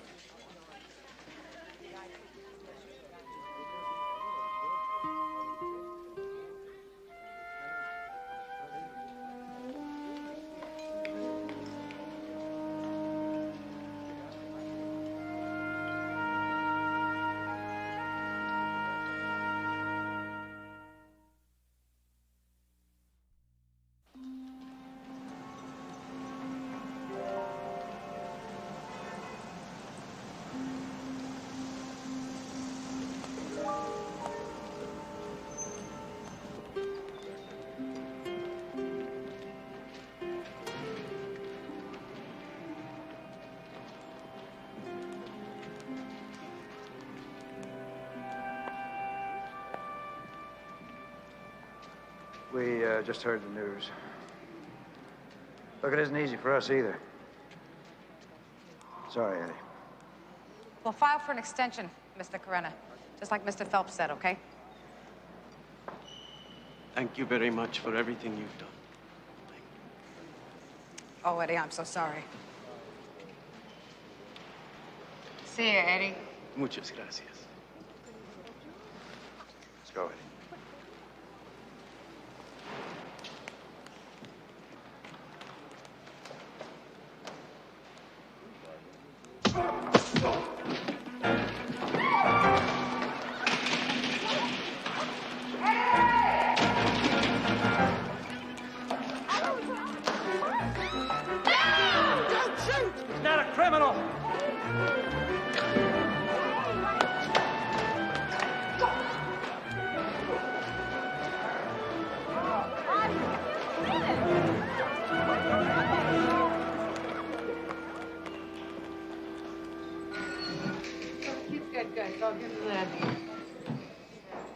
Lacey. Thank you. Oh, you did this. I'd have punched you out. Hey, watch who you're talking to. That's Sergeant Cagney, NYPD. What the hell's going on here? I'm booking somebody. What's it look like? Okay, what is this? That hooker called. She gave us the location of the drop. You weren't around, so... Somebody had to make the collar. I couldn't find you. I'll bet you looked real hard, didn't you, as Becky? Christine, Father Tate called. Eddie's wife and kids have disappeared from the safe house. Nice work, guys. Real nice. You think she's mad? This is my third picture. Am I impressed? You're gonna float out of here, Victor. Yeah, just like my collar.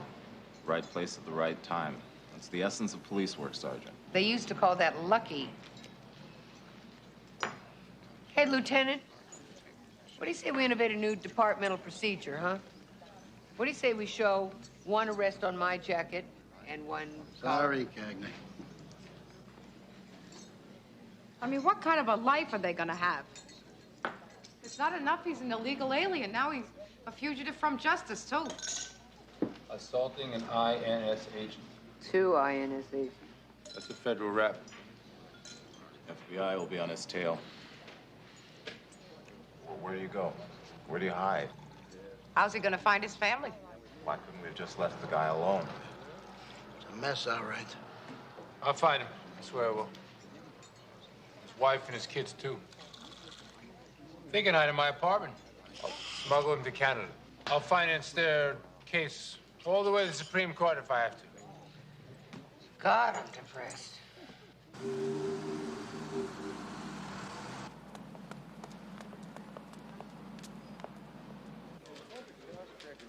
INS just called. They got a hold of some FBI files on a Father George Tate. You know him, right? Yes, sir. Yeah, well, they think maybe he's hiding Eddie Carena. Found a couple of addresses to check out, and one of them is in our precinct. INS wants a police liaison, so I figured he's your guy. You want to be there, right? Thank you, Lieutenant. Lacey, do me a favor, will you? Make sure they treat Eddie right. Yes, sir. What do you think you're doing, Becky? I'm going with him. For what for? You haven't got enough work of your own? You want me to give you some more? Lieutenant, it's important to me. It's important to me, too, and it's being handled all right. You got your own work to do.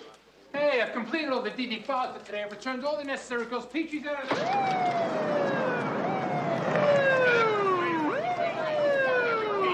This is a restricted area.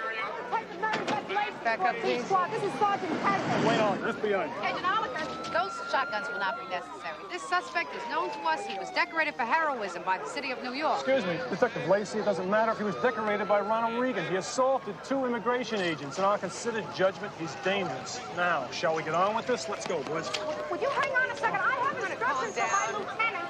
Agent Oliver, we are officials of the city of New York, and you can't just roar in here and commando around, and you want to listen to her. Agent Dalton! Go, Pierre. Give me some flashlights. Agent Dalton, can you get through to that man? He's in charge. Well, what are we supposed to do?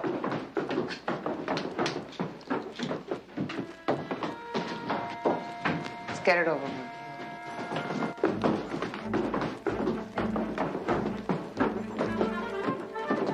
Hey, kick it in.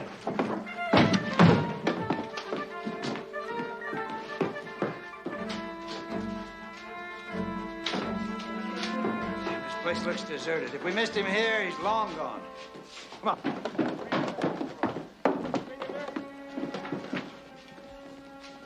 I want 2 guys on the roof right away.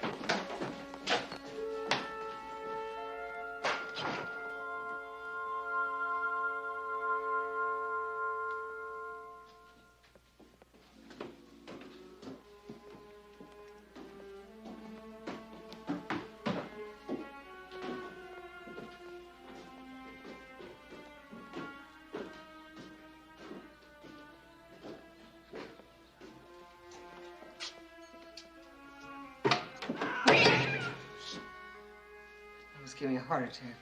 Oh, must have been the cat we heard. Come on. Chris, there's nobody up here. Let's go, huh?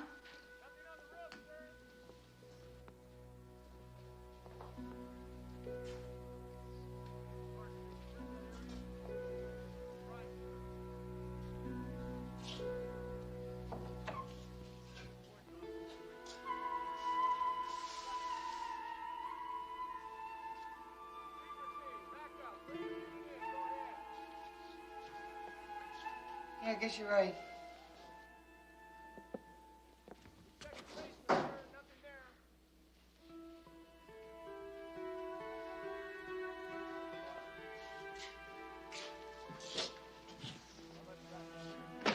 Let's go, please.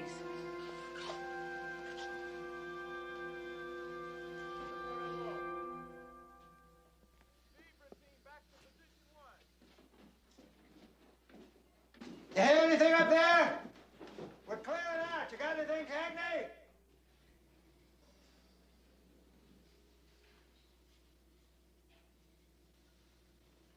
Cagney! Nothing. Nothing!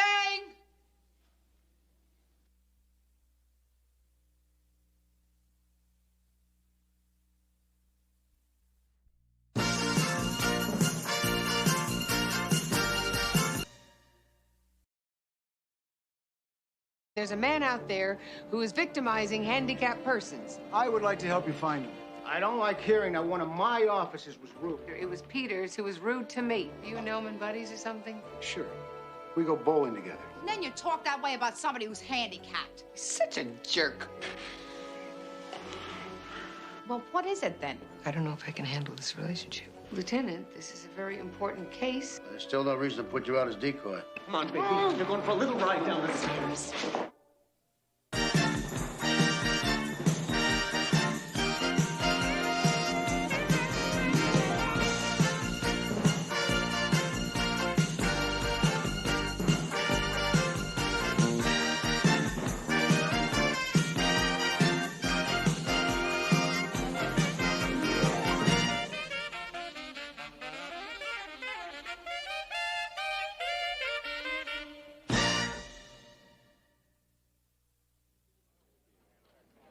Cagney, I need a woman's opinion. Becky, I'm up to my ears in this case, okay? Later. Come on. This is my first baby shower. Marcus. Marcus. Take a look at this, huh? Hat, huh? Oh, yes. Yeah? Guns? Uh-huh. Vest? Yeah. Huh? It's you, Victor. Yeah. Ted Peters requests Sergeant Cagney. Again? Would you just tell Peters I'll call him later? I have, every time he's called. Now, you can do it personally, What's he here? in the parking bay. All I know is he asked Maccabee to send you out here. Maccabee asked Connie. Connie asked me. What, he can't find the front door? I don't explain him, I just deliver him. Mr. Peters! Where the hell are you? And why did The hell didn't I come into the building? Well, I'll ask the truck driver why he's blocking this ramp. Sorry you were inconvenienced. Oh, I'm sorry you were. Ted Peters. Sergeant Cagney, You know, you really should be wearing a coat. I didn't expect this to take long. Oh, you thought you could just come down here, ask me why I've been calling you? Tell me to stop and be back at your desk in 30 seconds. I figure 20. What is it you want, Mr. Peters? I want to know why you haven't gotten anywhere with these wheelchair muggings. You want an update on my case? I have called you 5 times. Look, Mr. Peters, when I crack this case, then I will have something concrete to tell you. But as it stands now, I'm very cold, and there's a man out there who is victimizing handicapped persons. And the sooner I get back to my desk, the faster we will have him off the streets, if you'll excuse me. Sergeant Cagney, I would like to help you find him. I'm with the Isley Foundation, Washington, D.C. Maybe you heard of us? We operate centers for people with disabilities. Now, we have resources in our New York branch that might be very useful for you. Mr. Peters, I am on this investigation. I am also late for an interview regarding this investigation. But I promise you, should I hit a snag, I will certainly be in touch.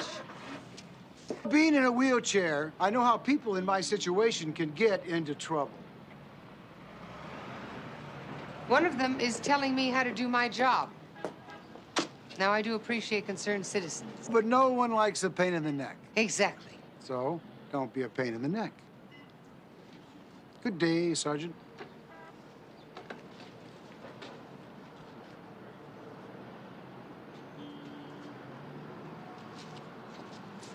I don't like hearing that one of my officers was rude. If anything, Inspector, it was Peters who was rude to me. You know, this department has a policy of being responsive to all citizens. Yeah, and that goes double for cripples. Inspector, I think the term physically challenged or physically inconvenienced would be more appropriate.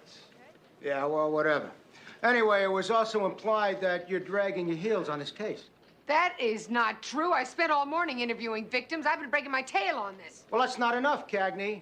It may surprise you, but some of us here are concerned with the image of this department.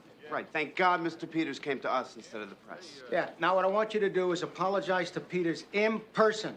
I want you to answer all his questions, and I want you to continually update him until you break the case. Assuming I do, with the time that's been left over for work. Sergeant, I would appreciate less in the way of attitude and more in the way of results. Do I make myself clear? Oh, and Bert, for God's sakes, don't let that ramp get blocked again.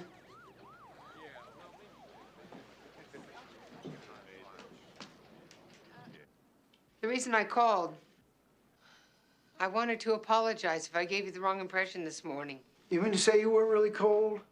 The police department is, of course, most eager to find the wheelchair mugger, and we thought you might like to know where we are on the case. Yes, that'd be nice. Most of the attacks occurred within a few blocks of where the victims live. I am running a computer check now to find out what else the victims have in common. We hope that that will tell us how the mugger finds his victims and then, in turn, lead us to the assailant. Oh, what have those wondrous machines come up with? So far, not much. Mm-hmm. But please know that solving this case is a top priority. Yeah, how many cases you got, Sergeant? My guess is too many. Look, Mr. Peters, I know what a threat this situation must pose to the physically challenged. Oh, that's a nice euphemism. I'm partial to GIMP myself, but you can use whatever term makes you comfortable. Nothing makes me feel comfortable about this case, okay? I just want to catch the guy and put him behind bars, and if my hunch is correct, the computer will make that connection today, and I will find the mugger tomorrow. And if that is not fast enough, that's the best that I can do. Look, Sergeant, I know that you were told to come here, use acceptable words, and control your temper. You see, I understand how your brass operates. Are you and Elman buddies or something? Sure. We go bowling together. You think you're funny? I know I couldn't be a stand-up comic. Well, you also couldn't be a detective, Mr. Peters. So why don't you just back off? Or roll off, or whatever it is you do. Would you believe figure eights?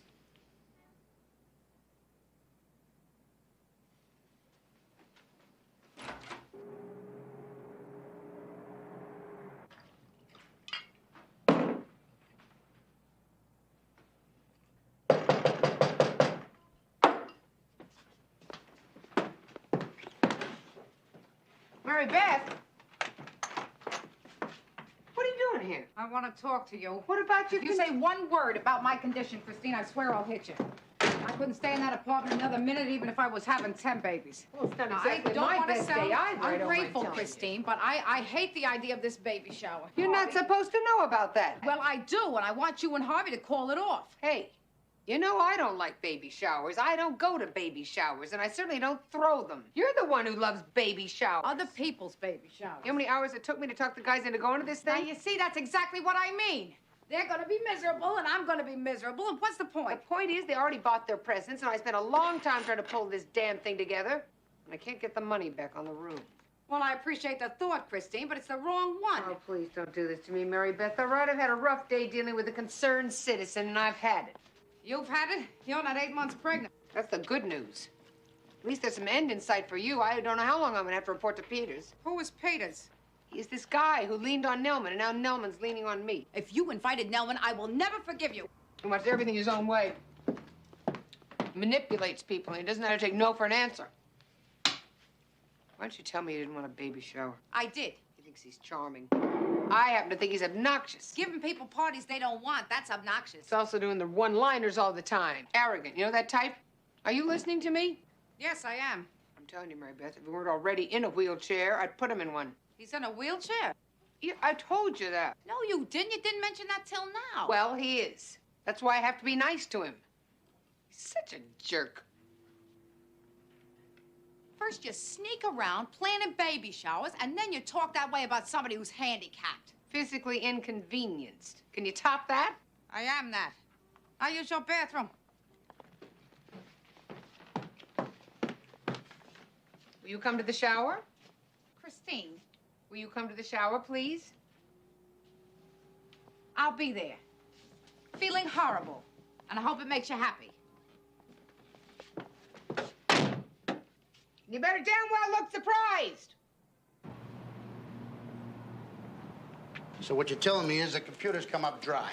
One more run through the MO file is bound to turn up something. And meanwhile, the mugger is still out there preying on easy targets. I will find him. I just need a little more time. Now, what is one more week, Lieutenant? Too much, that's what. The press is having a field day with this. If you don't come up with a lead by tomorrow, I assure you that Nelman's going to turn this over to the Borough Task Force. He can't do that. He can and he will, Cagney. Lieutenant, I have done all the legwork on this thing.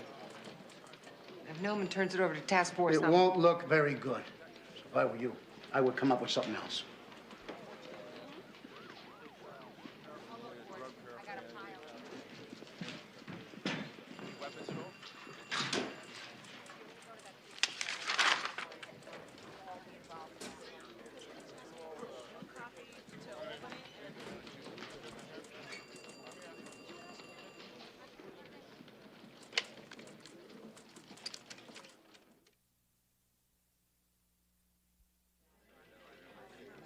4 years ago, we were nothing more than a two-office storefront. Today, we got 50 employees, just as many services. We got vocational counseling, legal aid, travel agencies, a monthly newsletter. I tell you, sometimes it's hard to keep up. Yeah, I can appreciate that. Ted! Angie. You owe me dinner. Oh, lobster mandarin Lynn's garden. I haven't forgotten. See that? Call me. I will. That was Angela Matheson, our public relations coordinator. Tight-knit organization you run here. Well, we don't like to discriminate against the able-bodied. Oh, Norma, did Bill call? I left the message with the rest of your staff. Could you give me the resource file, please? Yeah, coming up. What it is a list of wheelchair-accessible buildings, like theaters, restaurants, health clubs. Maybe we can come up with a common denominator. You had mentioned a newsletter. Who has access to the mailing list? Well, that's on a computer printout. Everyone that works here. Well, may I look at that and a list of your employees? Yeah, past and present. Will you please get me a computer printout on Pierce Taxi, Queens? I'll check back following interview of witness. 10-4.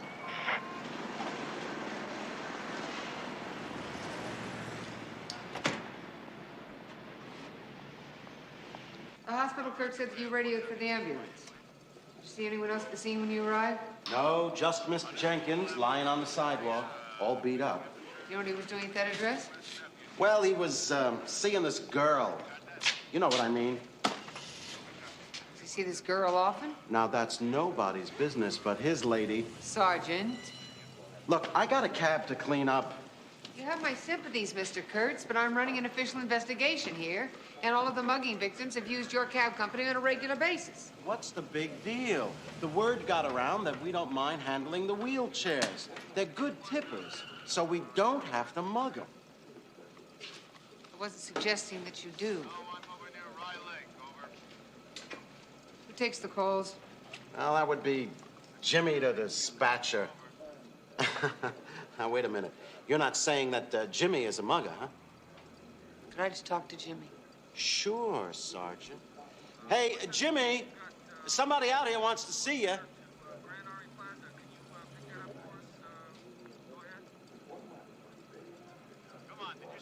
Jimmy?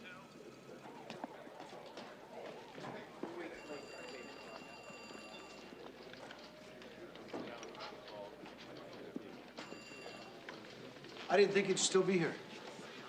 But I bet you work as long and as hard as I do. You got a real competitive streak, don't you, Peters? Thought I'd bring these by. Resource files for the tri-state area. Thought they'd be some help. Oh, thanks a lot. I appreciate it. How's it going? Do you want the PR response, or do you want the truth? Well, I like a woman who couldn't lie to me. Okay, I found out that all the victims used the Pierce Taxi Company. That's terrific. Except that all the people at the Pierce Taxi Company check out. So I'm back to square one. You look tired. I bet you haven't eaten. Yeah. Oh. I was gonna get something on the way home. I know a great Italian restaurant downtown, the Celli's. You ever hear of it? No, but I'll try it sometime. Thanks. No, I was talking about tonight. With me. Well, I have to get up real early in the morning, and I have all of this work I haven't even done yet. But it was nice of you to ask me. Thank you. No, I'm talking about great fettuccine here. You know, like Mama used to make. My mama never cooked. I can't really, but thanks. Your loss. And mine. You know what I'm gonna do to deal with this? I'm gonna go alone. And I'm gonna order the fettuccine and the lasagna. Can I use your phone? Sure. I bet you thought I was a guy who couldn't feel sorry for myself. Probably get bugged. Yeah, could you send a cab to the 14th Precinct Station House, please? And could you tell the driver that I'm in a wheelchair? Thank you. Do you always say that? We know people monitor the police band, so maybe this guy's been monitoring the calls to the cab drivers. Maybe he has. But there's still no reason to put you out as decoy. What else are we gonna do, Lieutenant? Every lead has dead-ended. I think we've got to bring the man to us. All the people in wheelchairs in this city. What do you think the odds are that he's going to pick the one guy who happens to be a cop? So I'll take lots of cabs. I'll take lots and lots of cabs, and you can give me Petrie and his Becky as backup. I can't take 3 detectives off the chart. Lieutenant, this is a very important case. We told Nelman we would get results. I don't know how else to do it except go undercover. I can't have this guy following you all the way back to your own apartment. So maybe the department will rent me a place. Maybe the department will send me to Europe. She could stay at my place. I got an extra bedroom. And the building is wheelchair accessible. No, thank you, Mr. Peters. I'm sorry, but you know, we don't like to have civilians involved in these kind of cases. Well, I'll sign any release form you want. The apartment's free, and so are the lessons. Lessons? Yeah, she's going to have someone teach her how to maneuver one of these things. Slow. Turn! Turn. Go back up. You having fun? Yeah, just tell me when my arms will stop hurting. Well, that depends on what kind of shape you were in to begin with. Good, I thought. Looked that way to me. Come this way. Come. Ooh, good. Stop. Good. Brakes. Great invention, brakes, huh? All you hear about is the man who invented the wheel. Already seems fair. Warm bath will help. You know, if it's any consolation, what you did today took me about a week to learn. Really? Yeah. Good. Yeah.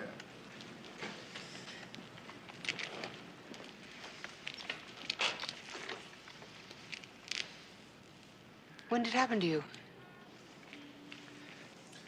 6 years ago. Head-on collision. The other guy walked away. I hope they threw the book at the bastard who was responsible. Well, they were going to, but they figured that, well, I'd been punished enough. Never passing the curve. I'll remember that. I was in advertising at the time.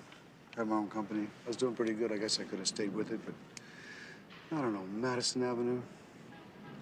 Packaging is everything. Anyway, what I'm doing now I find much more gratifying.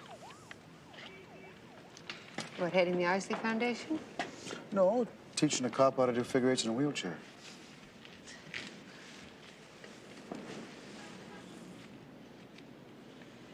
I'll bring my stuff in the morning. You know, I'm going to give you the key just in case I'm not there. Thank you. Don't worry about that thing. You're going to be fine.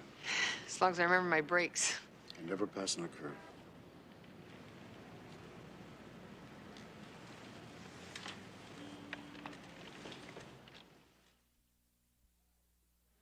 All right. Here they come.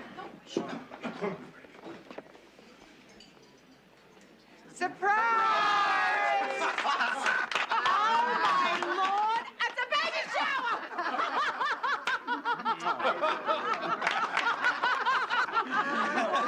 Where are the wine? Chris did the inviting. I can hardly get them to come. Here she is.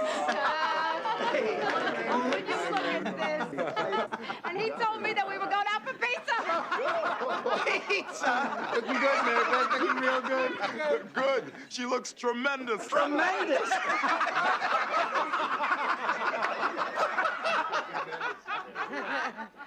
You want to sit down, Mary Beth? Yeah, honey, sitting's good for you. Yeah, here. Hey. Oh, great dress. What do you mean by great? Hey, this is fun. I've never been to a baby shower before. Yes, you have. When? Claudia's. Well, I'm new at this. What do you do with these things anyway, huh?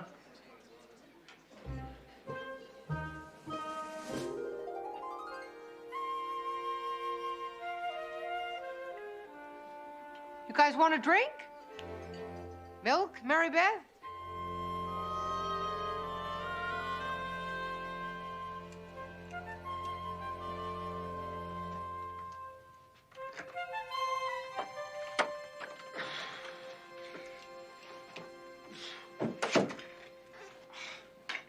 Oh, hi. I didn't think you'd be here so early. I didn't mean to barge in. I thought you'd be gone by now. Well, my breakfast appointment canceled out on me. I'm sorry. Next time I'll knock. But listen, unless I can be arrested for what I'm doing here, why don't we both relax? That's the bathroom in there. I want you to know that I don't make space in my medicine cabinet for just anyone, you know. I'll remember that when I write my thank you note. The H on the tap stands for hardly warm. Well, then I'll feel right at home. I put your wheelchair in the closet here. I cleared some space out for you. I figured you were a clothes horse. Oh, actually, I packed very lightly. We only have a week for this. Oh, can I use your phone? Sure. Great, thanks. Hey, I want to thank you for what you're doing. I think it's great. Thank you. Takes a lot of guts.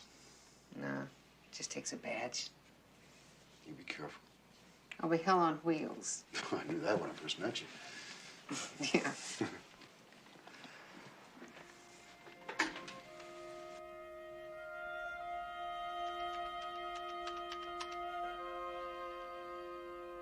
Yes, would you please send a driver to 826 Madison Avenue. And please tell him that I'm in a wheelchair. Okay, guys, here I come.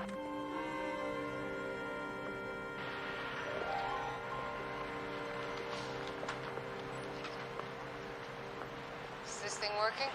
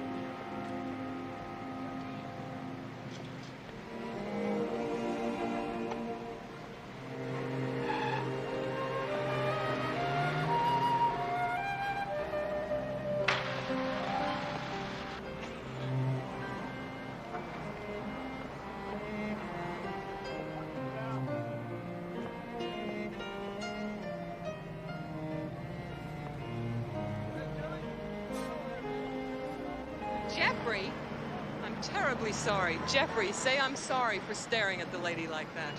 Oh, no, that's all right. No, he has to learn. Jeffrey, say I'm sorry.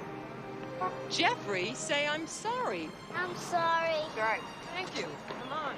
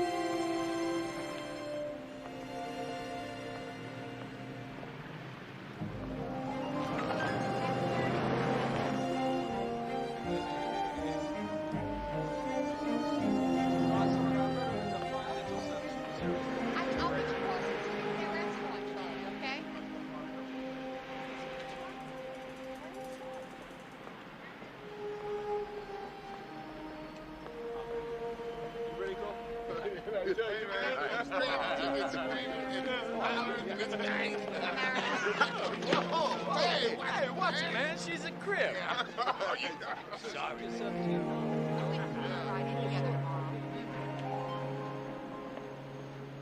That's it, fellas. I'm gonna call it a day.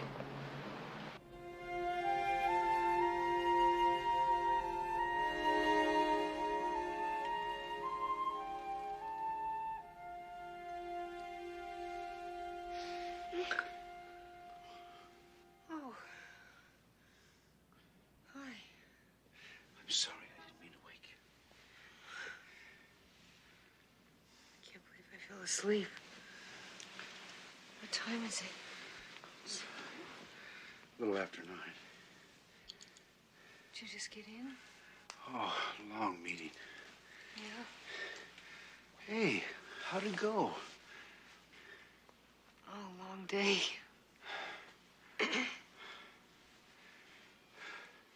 I knew it was going to be rough getting around.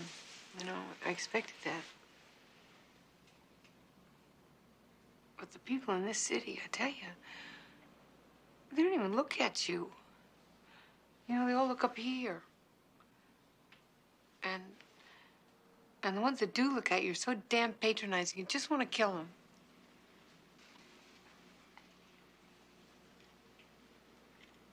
My arms got real sore. So I took a hot bath. Help. But I still got a headache. Am I giving you one? I'd kill for an aspirin. You probably have a headache because you've been looking up at everybody. Your neck muscles aren't used to it. Here, come here. I'll give you an exercise.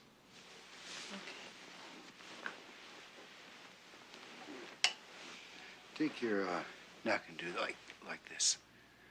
From side to side. That's it. Slowly. Now the other way. Back. That's good. Release some of that tension. Don't pull. Just stretch. Is this a roundabout way of telling me you're out of aspirin? I don't believe in aspirin. I know a man who felt that way about capital punishment. Oh. No. Keep your head straight. I've been trying to do that for years. What I want you to do is pretend to touch your ear to your shoulder, all right? Go ahead. All the way. That's where it gets you right there. That's where the tension builds up. Okay, now the other way.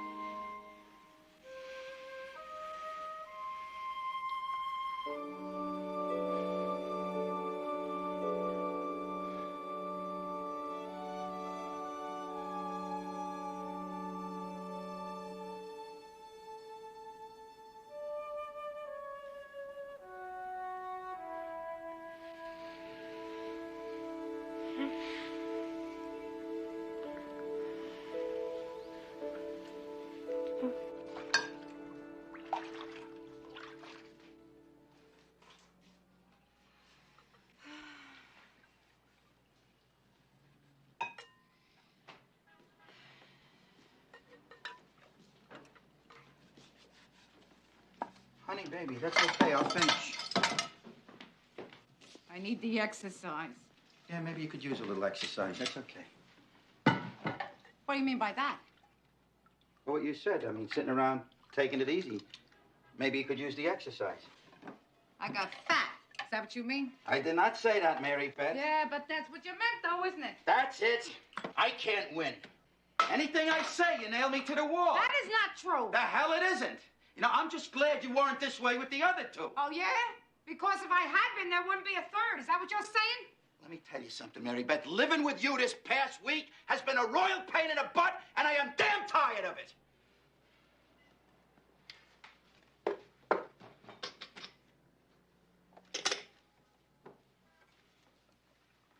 I'm a little bit irritable. A little bit irritable. That's like saying you're a little bit pregnant. Oh, funny, Harvey. That's very funny. How'd you like to carry around 36 extra pounds for 2 months? How'd you like to retain enough water to float a battleship?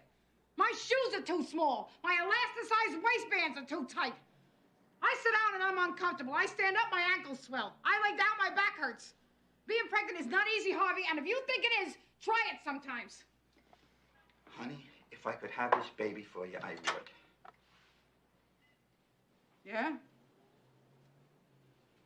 Would you have gone to that shower?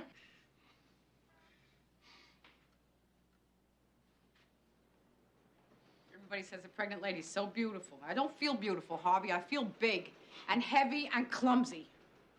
Oh, honey, I swear, You're not heavy and clumsy. Just big. Ooh, nice, huh? It is. It just means there's more of you to love.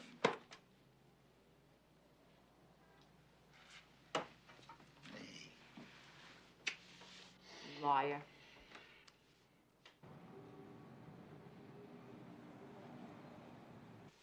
Good morning. Hi. Did you sleep well? Oh, yes, very well, thanks. Have you seen my shoes? Yeah, they're in the living room. Oh. I hope I didn't wake you. Am I typing? I get up pretty early. I see you do. I probably make the best omelet in the city.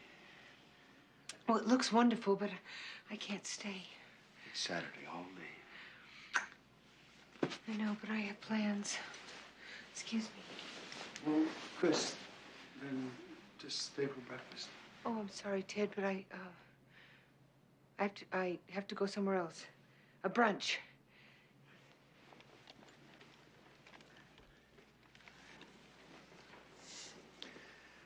Do you know what time it is? Oh, well, actually, it's a breakfast meeting. And then I have to go shopping. You're so right about me being a clothes horse. And then I have to do my laundry. You know, some people are so good with fluff and fold, but I just never really got the hang of it. But I will call you later, Chris. I promise. Yes.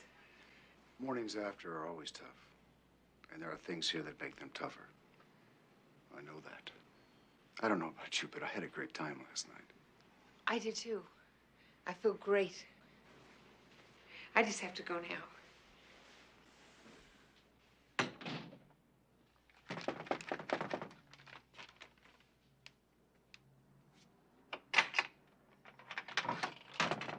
Morning, Mary Beth.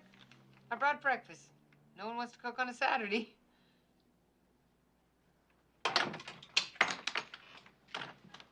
Hiya. I brought bagels and cream cheese, whipped orange juice, freshly squeezed.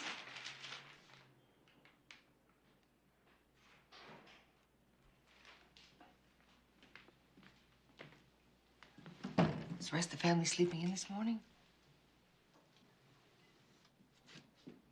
7:34 on a weekend morning.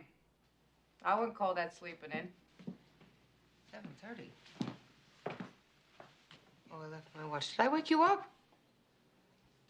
I thought breakfast would be a nice idea. At a decent hour with a phone call, it's a nice idea. Excuse me. Next time we'll call and make an appointment to talk to you. Christine, it's all right. It's okay. I'm getting used to your surprises lately. Baby shower wasn't that bad, was it? You want to know the best part? It's over. Okay. What's the problem?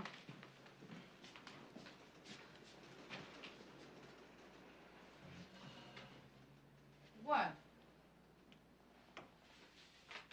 That Ted Peters? I like him, Mary Beth. You came over here at this hour to tell me something I knew 4 days ago? I like him a lot. Is that the problem? I slept with him last night.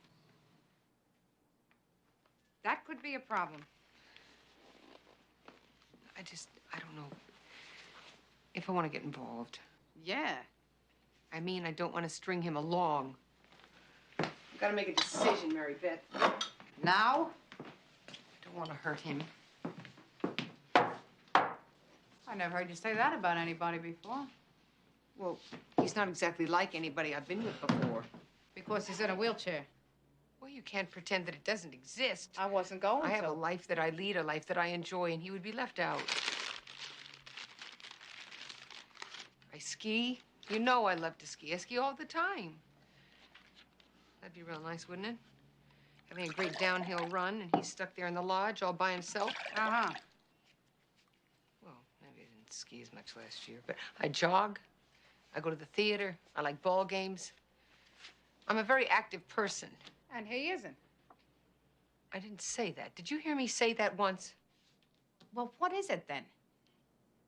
I don't know if I can handle this relationship. Oh, Chris, you're trying to make a decision about something that you don't know a lot about. Take your time. I don't have any time. What do you mean, take my time? I have to go back and I have to face him. What am I going to say to him?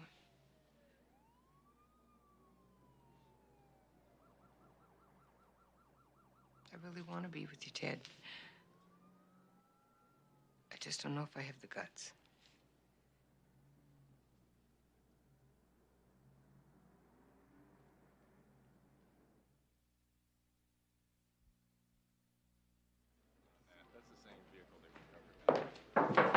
Yeah, what? Lieutenant, may I speak with you? I thought you were on decoy duty. Well, that's what I wanted to talk to you about. I need a new base of operations. Peter's place is not working out. Wait a minute, Cagney. After I sell the brass on funding this setup, now you're going to tell me that it's not working out? No, the operation is viable, just the location is wrong. This whole idea was yours, Cagney. I know it. But using Peter's apartment was his. And I'm telling you that the area is just too well traveled. Well, you should have thought of that before I sold Nelman on this. It's just too busy there for a mugging to take place, Lieutenant. I know that you got some kind of problem with this Peters guy. But I want you to put that aside. Nailing the perp. That's all that should matter here.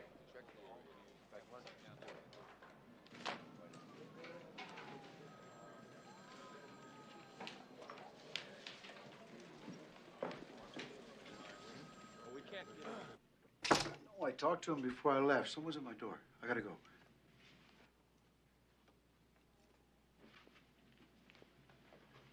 No, charter half a plane. Look, I told him I'd get him there.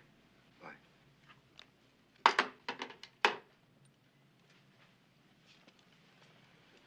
Hoping I wouldn't recognize you? No. I was just hoping the mugger wouldn't. He's around. Where's my microphone? I put it in the table there, along with your watch.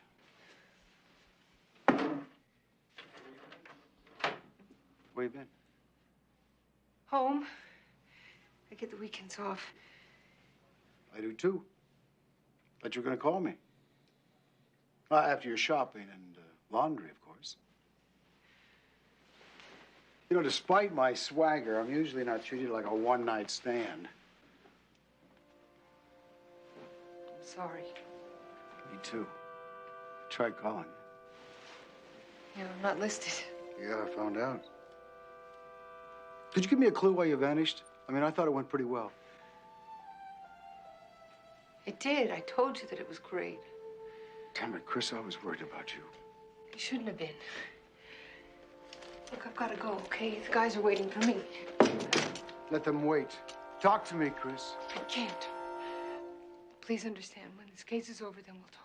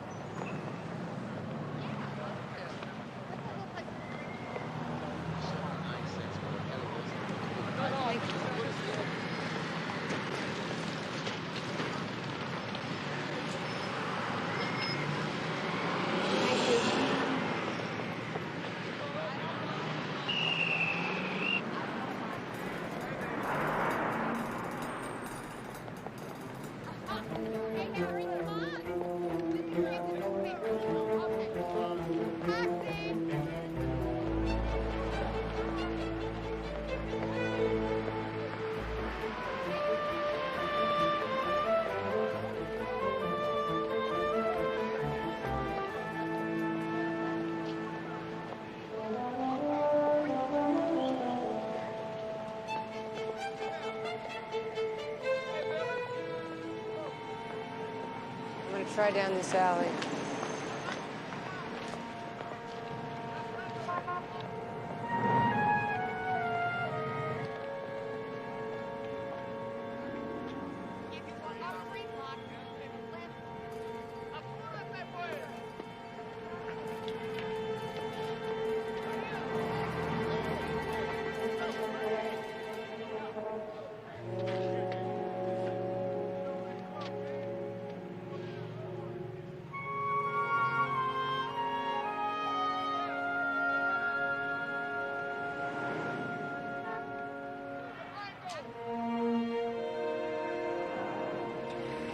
Okay, guys, I've had enough.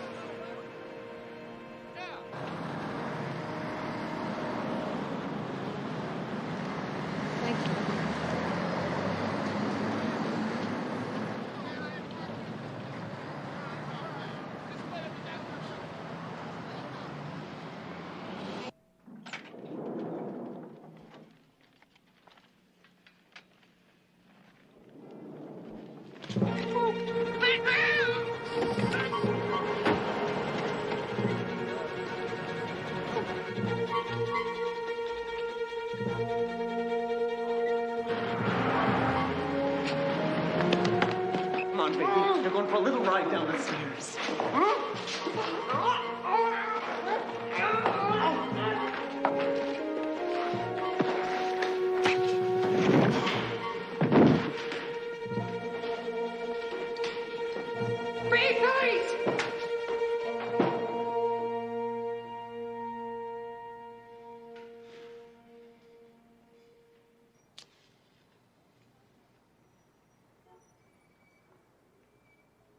I want you to know I don't cook dinner for just anybody. Should I consider myself honored? Well, I think you better taste it first. Oh, I tell you, I wish I could have seen the look on that guy's face when you stood up. Yeah. Must have been the same kind of look that was on your face when you woke up in my bed the other morning. I better check on dinner. Do you like veal? Yes. I love to make veal. It's so much fun to pound away at it. And then there's so many interesting ways to prepare it. You know, there's veal marsala, veal cordon bleu, veal piccata, veal parmesan. I was wondering what we'd talk about. Maybe we should save subjects like chicken and beef for after dinner.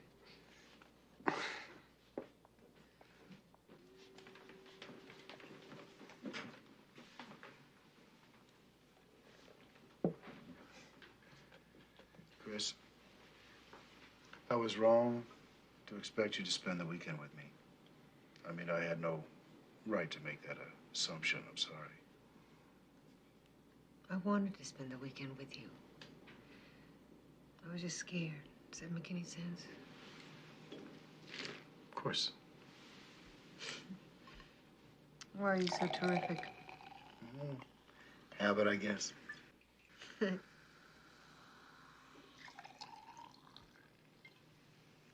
Well, here's to... A tough judge and a long sentence. and a job well done. Thank you.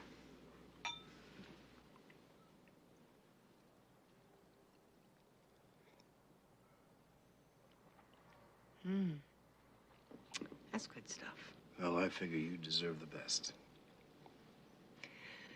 That's what I've been saying to myself lately. And I decided, who am I to argue? Well, should we eat?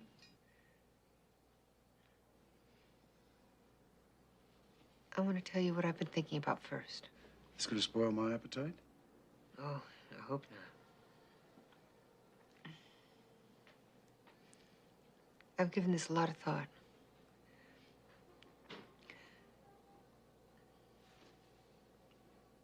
I was frightened because I didn't think that I could handle it. But now I've gotten to know you.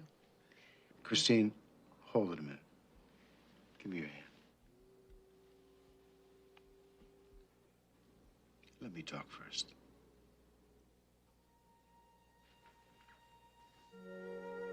You should hear Ted talk about his schedule. I tell you, Mary Beth, he's got his appointment book filled up for the next 2 years. Took off for Washington this morning at 7 o'clock. That's where he's based. He had a congressional meeting he had to get to. Oh, yeah? Yeah. I told him I was the same way. You know, with this caseload I've been carrying, I really don't have much time for a social life. Sounds like he doesn't have much time either. No, not a lot.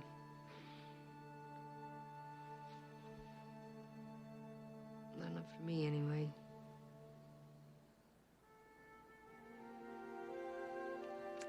He may be in a wheelchair, Mary Beth, but there is one thing this man cannot do, and that is say no to his work. You miss a lot that way. Yeah, well. Sometimes you just don't realize it until it's too late.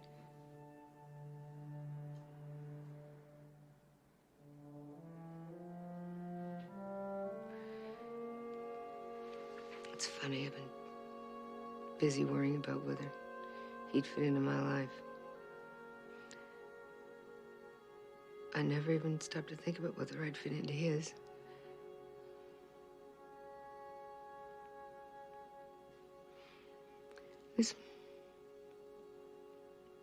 This man I would have made time for.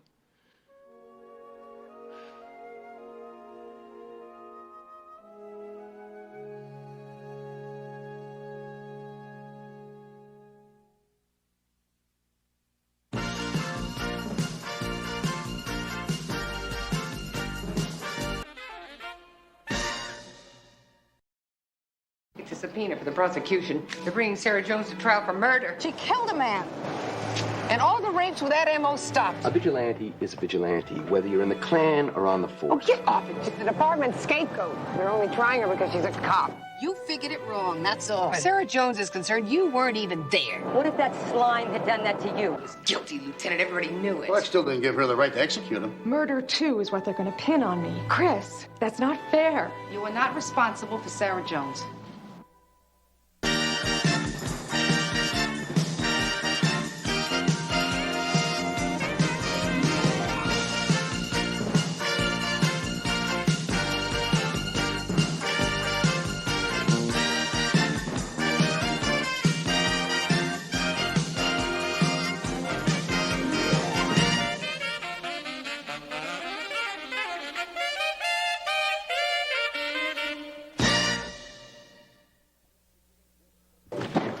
Yeah, and this time, Esposito, no banana chips and no dried papaya. Even an orangutan couldn't digest that stuff. It's about nutrition, but suit yourself, it's your colon. Tonight for you, it's gonna be cheeseroos and jelly beans. And how about some bagel chips? Incidentally, since you're already skimming 5% off every pot, how about a new deck of cards? Oh, get out of town. 5% hardly covers my overhead. Right. For a change of pace, how about a deck without nudes? It makes it very hard to concentrate. What, am I partnered with a Philistine, Al? You know what I'm partnered with, man. Those nudes are reproductions of world-famous art. His cleanest face happens to be in the Vice mug book. It's a bizarre coincidence. Oh, hey, Marcus, are you in tonight or what? No, I'm going to be Santa at Lauren's nursery school. Oh, how nice. I always play one of the wise guys. Wise men. It depends on your neighborhood. Hey, Mary Beth. Tonight is the Yuletide poker tourney upstairs at Casa Manny's, and I was wondering if you and Cagney want to join us.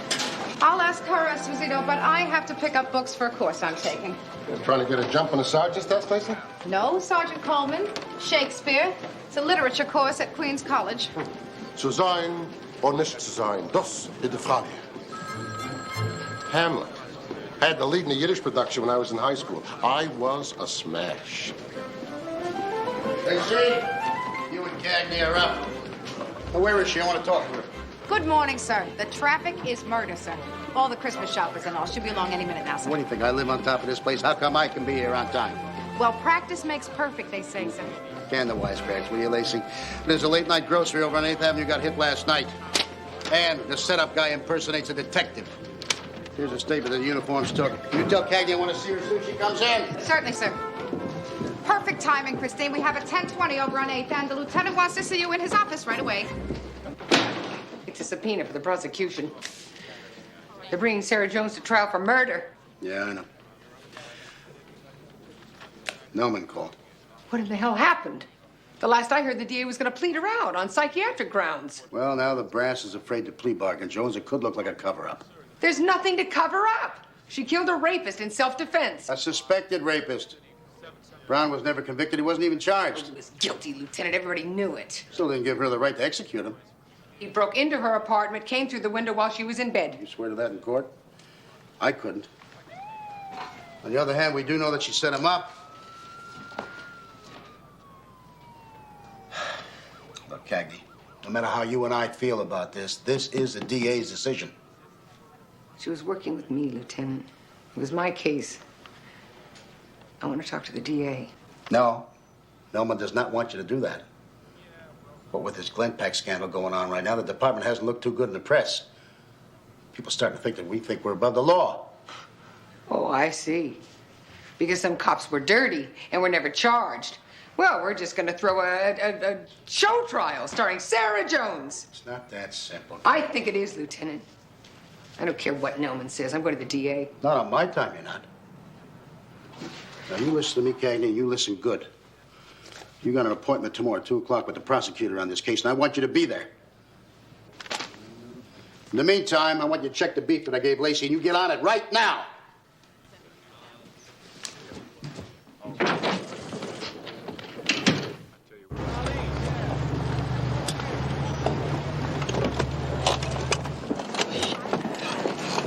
It stinks. You want me to go on the stand against Sarah? I'm going to be the most hostile witness they've ever seen. DA's case doesn't hang on your testimony, Christine. What case? She's the department's scapegoat. They're only trying her because she's a cop. I wasn't there, but the way I understand it, she set a trap. She got William Brown to follow her, then she killed her. Mary Beth, they found the body halfway to the bed. According to Sarah's statement, she left the gun under the pillow until the guy refused to back off. And you call that premeditated murder? Because Sarah Jones says it wasn't? Sarah set herself up as bait to trap Brown. If she wanted to get away with murder, she could have planted a gun on him. Too bad she didn't. She'd probably still be in uniform today. Now, there's a thought. This is our market. Sorry. The first guy, Mr. Simpson, the one with the detective's badge, what did he say to you? They've got a tip that we're going to be robbed. Let it happen, he says. We got the store covered. And when did the second perpetrator come in, sir? It was hours later, about 9:30. I'd almost forgotten, and there he was. Young white guy with purple hair and a big gun. What kind of hair? Right, purple.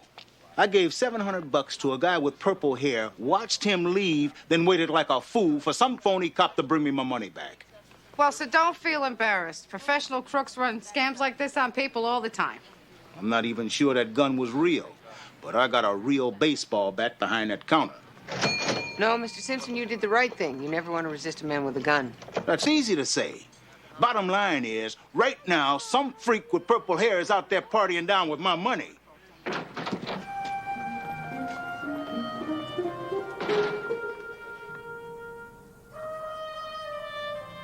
Oh, baby. That new shower head, that is something else. Those little pulsating jets, it's really wonderful. Harv, look. The notes in the margins, they're all in French. French. That's terrific. You spend $60 for used school books and you can't even read the graffiti in them. Oh, I think it's romantic, Harvey. You know, some French student that loves Shakespeare used this book, and now I'm going to use it. Probably says, I wonder what this guy is writing about. Oh. Okay, what do you think, Harvey? A dress or a skirt and sweater? Unless I would look too much like a college girl. Come on, you're not going undercover, babe. 1,000 years since I was in a classroom. Believe me, nobody will know. Harvey, maybe this is not the right time to start back. What? Commuting home takes longer. Alice sees me less. Oh, come on, baby. It's one night a week. You won't be doing this the rest of your life. It's still okay with you? Sure, I like college girls. You sure? Sure, I'm sure. Sure, I'm sure. Hey, I know how much you want to learn something new. Who knows, maybe some of it'll rub off. Yeah. Well, I'll do my part. Well, that's a squadron. Now I'm going to have one of my detectives over here show you the booking area. Okay, Zach? Sir. You please show our guests in the booking area. Show them around the whole So place. how'd you do last night, Sergeant? I'm wearing everything I didn't lose. Yeah, who was the big winner? Don't ask. Oh, come on, don't be a crybaby. I told you I had French enough money to get you to pay. Make sure you that. charge them the same rate I'm paying. How'd we do? About as well as you did last night. Yeah, well, he deals seconds or he palms them. Or he marks the deck. I don't know what he does yet, but he cheats. Christine. He is an officer of the law. Yeah. Basil ran the list of police impersonators against the list of grocery robbers. Anything? Nothing that would connect them. What about Kesselman over in Bronx Bunko? Now, you see, two great deductive minds thinking as one. I already called him. Good. Are you on too, Cagney? Thanks. Cagney. The phony detective and his partner hit another grocery last night on 7th Avenue. The night shift handle it? No, the guy's wife didn't call in until this morning. Guy was apparently too embarrassed that he got caught in a scam. We'll get right on it, sir. No rush. Tell Sarah Don't open I'll up try till noon. Yes, thank you. Bye. Well, don't you forget you got an appointment downtown. 2 o'clock, the prosecutor's office.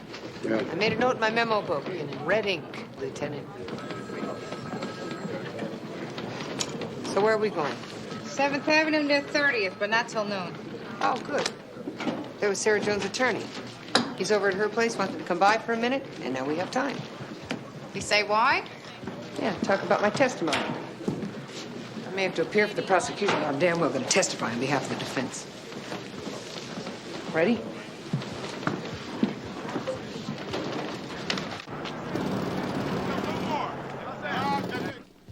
You were on pregnancy leave when I was working with Chris. Did you have a boy or a girl? A girl. Alice Christine. Try to handle it on you. That's so sweet, naming her after your partner. Well, congratulations. Thank you. Sorry for the interruption. It's all right. Okay. So do you understand why Sarah's not pleading self-defense? I'm not sure. The DA will try to prove that I deliberately lured Brown to that apartment to kill him in cold blood. Yeah. They're going hard for second-degree murder. And because Sarah was on suspension at the time of the killing, they stand a good chance of getting it. So you're hoping for manslaughter? Oh, no. I'm going for an acquittal based on the extreme emotional stress Sarah was under at the time. That's called an affirmative defense. Yeah, but don't you have to prove a direct connection between Sarah and Brown? Or an extreme emotional stress or a trauma between the two that could trigger the killing. Will Sarah's history as a rape victim be enough? That, and the fact that William Brown was the man who raped me.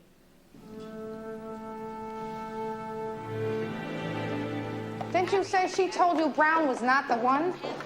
That's right. Why didn't you say that back then? The union hired that lawyer to defend her. I'm not going to make her look like a liar in front of him. Well, she's changing her story at a convenient time, Christine. It's possible she didn't know what she was saying back then. Like her lawyer said, maybe the stress was tearing her apart. Excuse me, they call these sidewalks for a reason. Okay? Thank you. Taking an awful lot on faith here, Chris. I said it was possible, Mary Beth. Hey, maybe she was a victim who went out after the man who raped her. So she says. The woman is charged with murder, too. When a person's looking at that kind of time, they say almost anything. Why didn't she tell you before? Because she's a smart cop. She knows I'm not going to put her on an assignment where she's emotionally involved. Well, I'd say she was emotionally involved. Well, hindsight is 20/20, Mary Beth. She killed a man. And all the rapes with that M.O. stopped, didn't they? He was a vicious bastard. Charlie'd call it a public service homicide. Is that the way you want to look at it? Sounds fair to me. If Sarah Jones lied to you before, how do you know she's not lying now?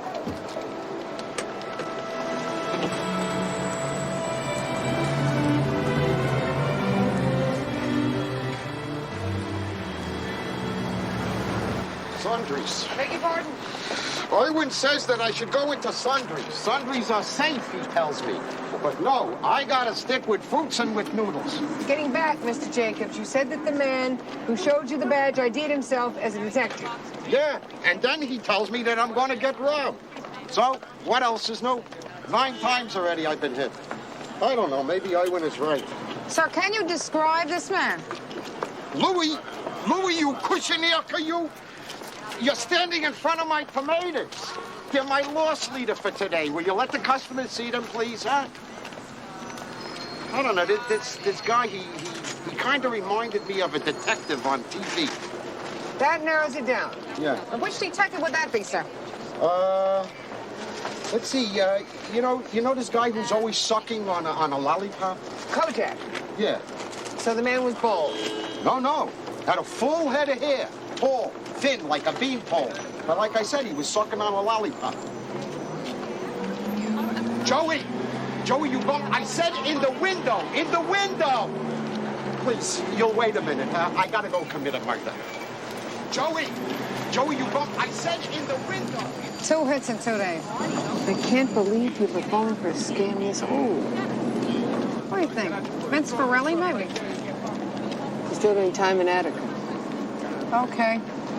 So we put the word out, all the grocers in the area. Be on the lookout for a hairy, skinny Kojak. Listen, when we're through here, you want to go back and get started on this? Before I see the DA, I want to talk to Sarah's ex-partner. I got to get some stuff clear, all right? Fine. But I'm not working late, Christine. I got my first class tonight. That's fine. So we'll have the night shift finish calling the stores. Want to be there early, get a seat in the front row, kind of like the early bird getting the worm. Mary Beth, it's all right. Although after all these years, I'd be happy with a bee. Bumblebee, worm. Joke? Not even close. Listen, Mr. Jacobs, could we move it along, please?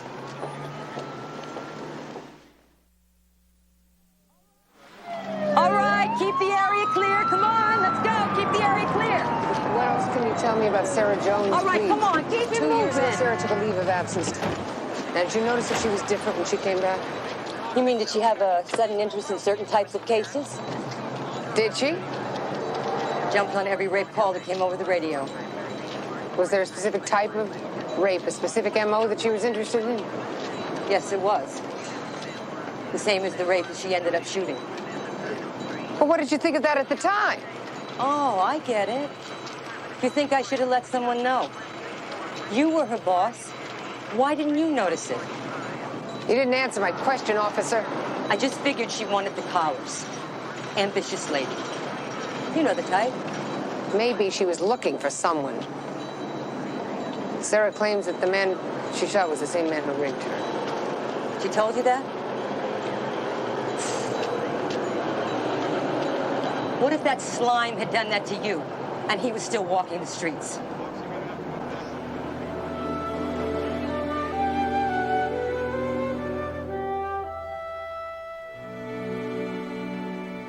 You exaggerate. I did not say it like that. Would you like wine? Is that an offer or a threat? Come on, Chris. That is how you see it. Sarah Jones is innocent. I didn't say that she was victim of the department's relentless pursuit of a clean is image. a victim. She knew exactly what she was doing.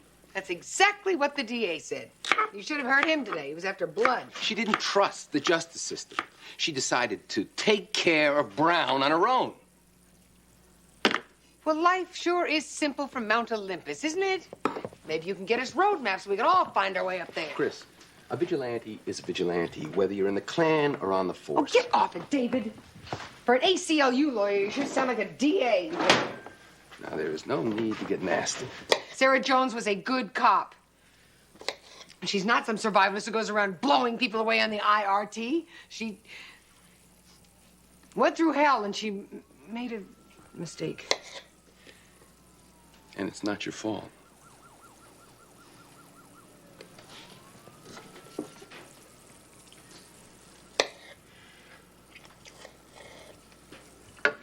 You have any ginger?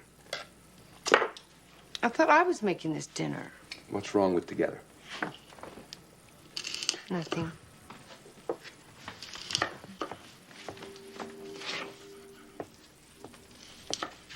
Here.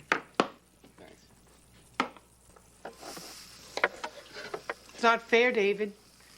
The DA wants to nail her for murder, and she does not deserve it. I wish I could be as sure as you are. Don't put too much in. I won't. That's what you always say, but you always do. Sorry. How about we skip dinner and we go straight for dessert? I mean, I've been away for a long time. And I missed you. Yeah? How much? Skip dessert, and I'll show you. I thought you were hungry. I am.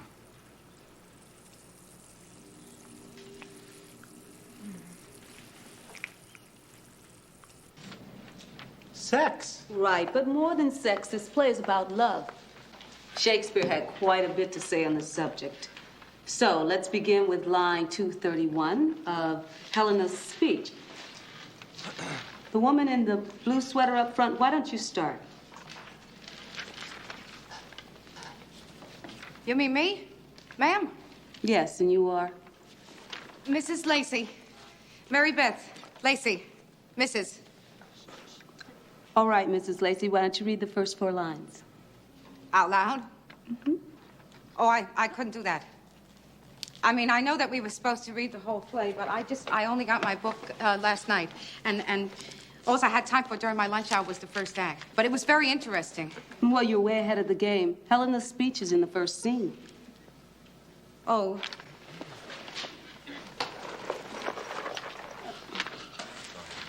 While you look, how about the gentleman over here on second from the end? Would you please begin? Starting with things base and vile. Oh, here it is. I found it. All right, Mrs. Lacey, go ahead.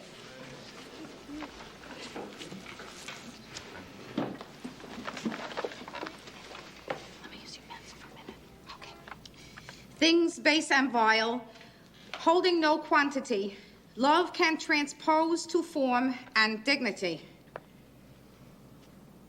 Love looks not with the eyes, but with the mind, and therefore is winged Cupid painted blind. Very good. Now, what do you think that means? Who, me? Yes, you. Ma'am, Professor, this is my first class in nearly 20 years. Take your time, Mrs. Lacey. I just want to know what you think. What I think? Well, I think Shakespeare was talking about people in love. And what was he saying about love? Oh, well, that sometimes when you're in love, you don't see everything. That's why Cupid is blind. Of course, personally, I have never seen a blind Cupid before. Go on. On? Well, is this Cupid blind to anything in particular? Oh, well, I think he was blind to a person's faults. I mean, like my husband Harvey's cousin Maureen when she was going this vacuum cleaner salesman, and he was playing the horses all the time. Everybody knew it, but Maureen didn't want to see it. That's probably wrong, huh? No, Mrs. Lacey, that is exactly right.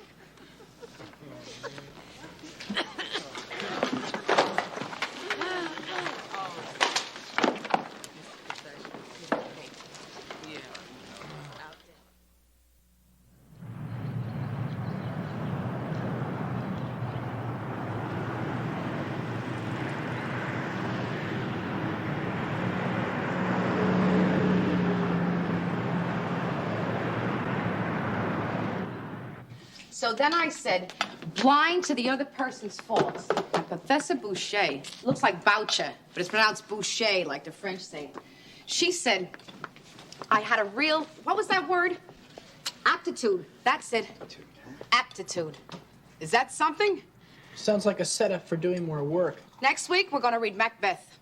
Yeah, we read that in class. Definitely R-rated for violence. Professor Boucher says it is the greatest tragedy in English literature. I saw the movie. I wasn't that impressed. It's William Shakespeare, Harvey. Yeah, I'll take Neil Simon any day. Professor Boucher says we get extra credit if we go see the Royal Shakespeare Company. It's Thursday night. You want to go with me? Now, wait a minute, babe. That's the night we're supposed to go see Artie LaMotta in the bowling runoffs. It's Derek Jacobi, Harvey. One of the greatest Shakespearean actors in the world. And this is Artie LaMotta, the best bowler in Queens. Well, you don't want to miss that, then. But I don't think that Artie's going to care if I show up or not. Wait till you see The Witches, Mom. Very Stephen King. Hey, come on, Mary Beth. You know how much Fran and the other wives love having you there? Harvey, Professor Boucher says that this is a once-in-a-lifetime experience. Well, if Professor Boucher said it, I guess that's that. Harv? Don't worry, babe. I'll have Mom watch Alice. I will take the boys with me. You are covered, babe.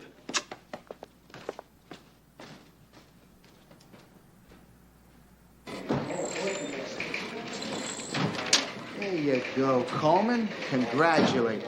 Right, you get lucky with Miss Kitty or what? Oh, Mary Frances Mahoney's about to become the new Mrs. Manuel Esposito. Well, my condolences to Miss Mahoney. Yeah, thanks. Here you go, Marcus. One for the wife and kid. I didn't know you two were serious. Yeah, she's my main squeeze. She is my reason for living. You never mentioned her before yesterday. You just met her last week. Well, I've known her husband for years. So if anybody fitting that description comes in, Mr. Moskowitz, you call us immediately. Detective Lacey, 14th Precinct. Red for the brunette, huh? And blue for the blonde. It's not my style, Esposito. Even if I'm not here, live a there's little always bit. a I'm getting detective on married this here. phone. Yes. You're cute. Yeah. Yes. Third time's the charm, eh? You're welcome, Mr. I'm gonna Moskowitz. keep on going till I get it right. You know what I mean? Hey, congratulations. Thank you, Mary. Thank Beth. you. Cagney. Yes, that's right. What's your address, please? Uh-huh. Yes. No, we'll be there. Yes, we'll be there. Thank you. Paters, the White Line Market, 484 8th Avenue. Huh? Gee, things are picking up. You want yours? Oh. Harvey likes the French can look, eh? Oh, hey, Mary Beth, you got the legs to show him off. This is true. Yes, Cagney. Hi, Sarah. No, I can't tonight. I'm working. Yeah, tomorrow would be fine. Okay, Sarah, I'll talk to you then. Bye.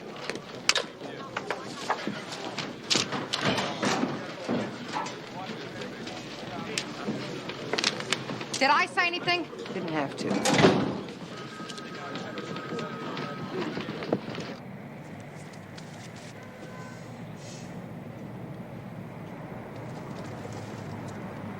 Okay. Reindeer with the red nose or angel with the broken wing? Cookied out. Me too. I'll take the rest of these home for the boys.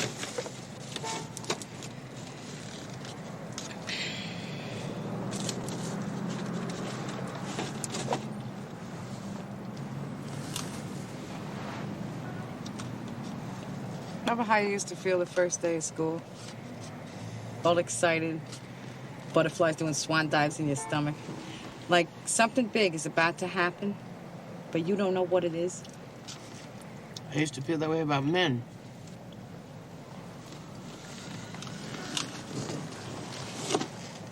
We've been here 3 hours, Steve. Maybe they're taking a late movie on the way. Car 21, come in, please. Car 21, Cagney. Howie's Market, 39th and 7th. Just got a call from your perp. Expects to be hit momentarily. Sounds like they decided to take it farther north. Dispatch another unit. We're sitting tight. We're 9 blocks away. Let's take it. I bet the guy told the store owner that the burglary was going down here tonight. Well, maybe they got wise that we were moving in. And maybe the Tooth Fairy really does live at the South Pole. You want this collar or not? 1, they don't call, they do it in person. 2, the bogus cop sets it up in the afternoon. 3, they could have changed their MO. And I'm telling you, they're just trying to draw us off. While we are sitting here arguing, the deal could be going down, Sergeant. We're not moving. Yes, sir.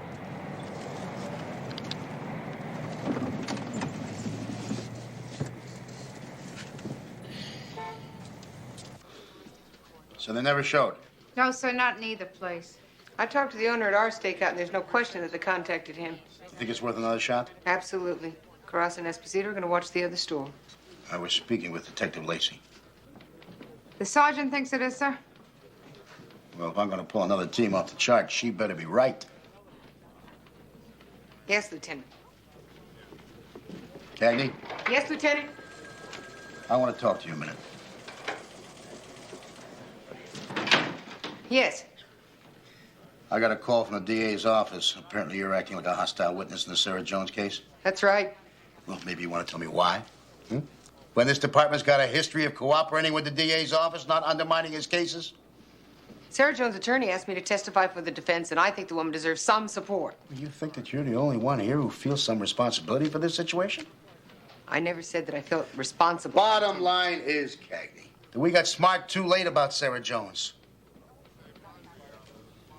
Look, you're working on a job a lot of years. It's possible to make a mistake sometimes. All right, Cagney. You testify in her behalf, but don't you be too tough on a DA, because you will not be helping Jones. You certainly won't be helping your own career, Sergeant.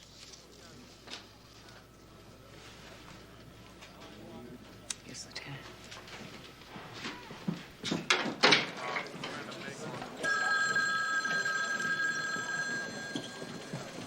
I think it's a waste of time. They're on to us, or they would have hit last night.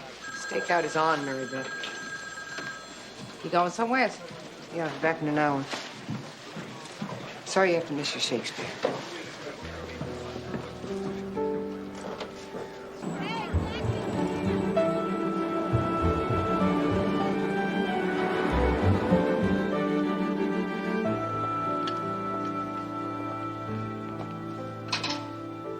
You want to tell me the truth now? Is Brown the man who raped you? I told you he was. A year ago, you told me he wasn't. I was afraid you were going to take me off the case. I'm sorry. I should have known that I could trust you. How do you know this is the same guy? You never even saw his face. I heard his voice. I'll remember that voice until the day I die. I didn't mean to kill him that night, Chris. All I wanted to do was to stop him. You, of all people, should understand. I gotta get back to work, Sarah. Chris, wait. My attorney thinks that the reason you removed me from the case is that you knew Brown was the man who raped me. Why does he think that? That's what I told him. The jury has to be convinced that he wasn't just a suspect. If you don't testify to that on the stand, I don't have a chance. They've got to believe he was guilty. Sarah, if they don't, forget my getting off. Murder, too, is what they're going to pin on me. For getting a rapist off the streets. Chris, that's not fair. That sure as hell isn't justice. I'm depending on you. To lie for you? You never lied before to get a job done? To get a conviction? Look, even if I get off, do you think I'll ever be free of what he did to me?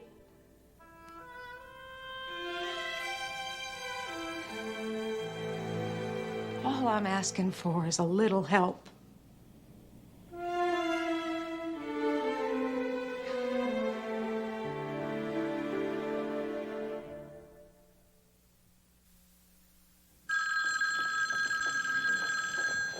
This is Christine. I can't take your call right now, but if you leave a message, I'll get back with you. Hey, Chrissy, it's me. Just calling to see how you're doing. Nothing much on this end. No drinking, sober as a judge. Just a minute. Donna is making pot roast tonight. Give me a ring when you get a chance. Yeah, who is it? Hi, Tony. Frankincense and mirth. This is the mirth part. Oh, gosh, that's awfully sweet of you. But, Tony, I really can't. Please don't get comfortable. Don't be a tough guy. Just want to talk for a minute. I've got to get to work. I want your opinion on something. I can't. I'm late now as it is. I knew I could count on you. See you around, Sarge.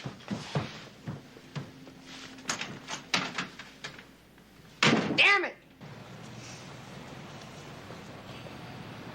Not a creature was stirring, not even a mouse.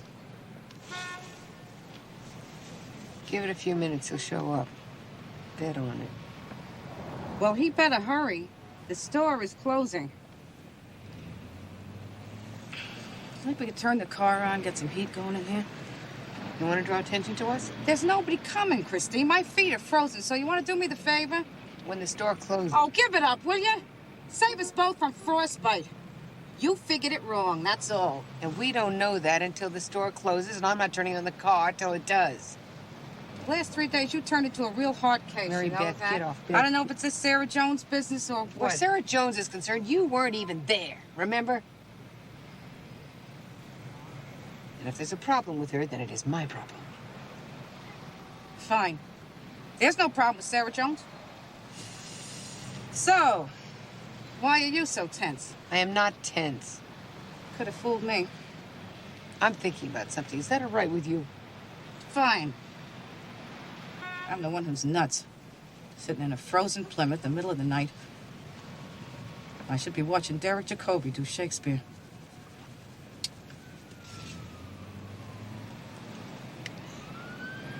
I told you that I was sorry.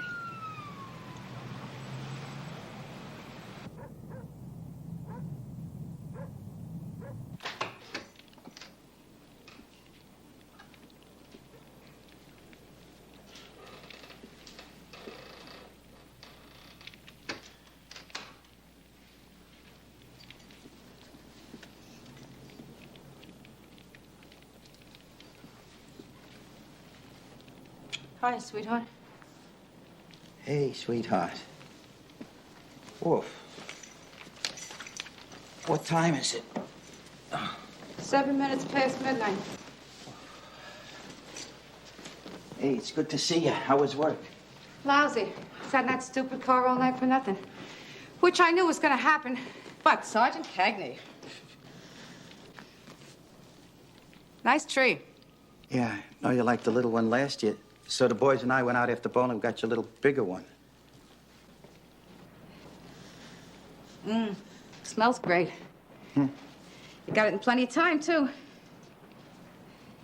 You couldn't have waited for me to help choose it? Well, you're getting pretty busy these days, Mary Beth. You got a point here, Harvey? Oh, what with your work and classes, maybe a couple of things happen around here without you. I see.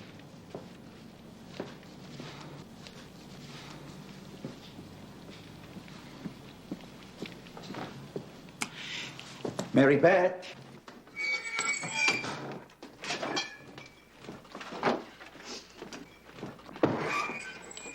What's going on, Mary Beth? You want a blue spruce, maybe? What?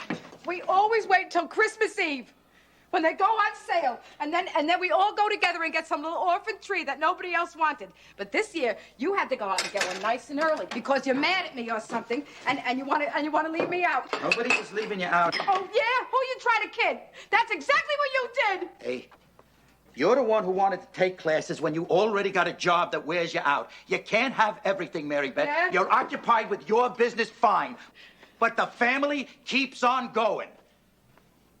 What happened to I'm behind you all the way, babe? I've been to one class, Harvey Lacey, one. And you're acting like some kind of widower. It's not a crime for a man to miss his wife.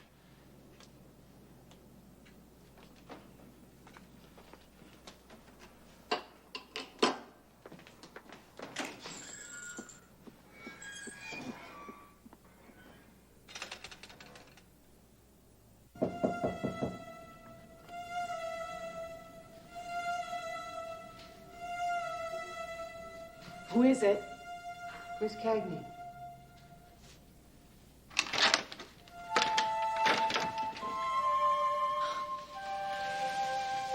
Oh, I'm sorry. Did I wake you up? No. I was just reading. It is late, though. Anything wrong? No, not really. I've just been thinking about what you said today. Do you have anything to drink around here? Some gin. No scotch, huh? Have any beer? Just gin. Gin's fine.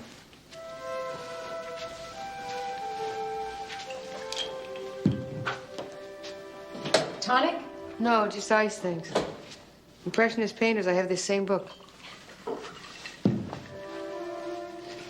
There's some beautiful work in there. Actually, I just used mine to cover up a couple of cigarette burns on the coffee table. There you go. Oh, thanks.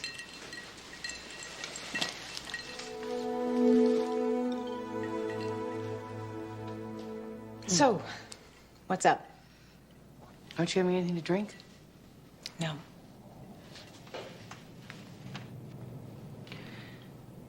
Sarah, I'm not going to do it. I thought you were my friend. I am. But I'm not going to lie for you. I'm facing 20 years. You're asking me to perjure myself. Oh, yeah. Excuse me. Big freaking deal. Well, yeah, it is.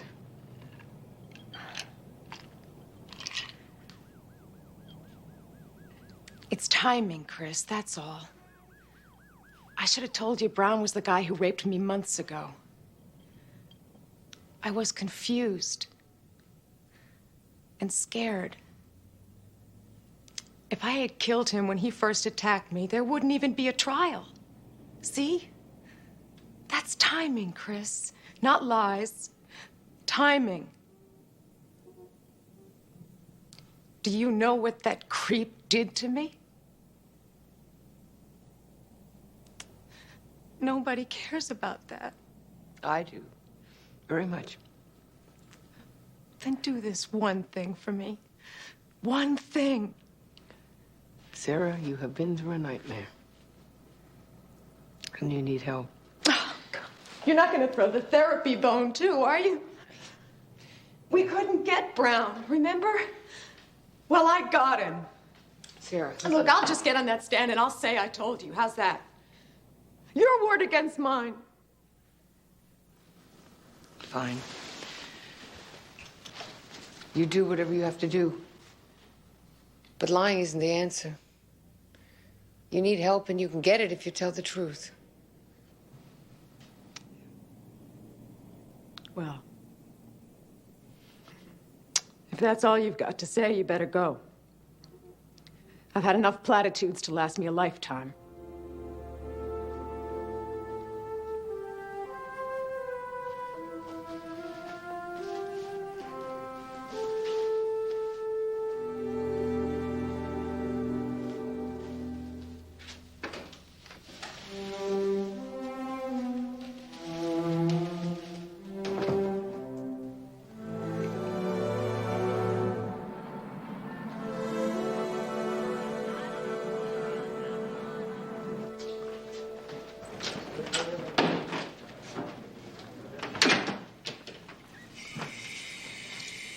How'd it go in court?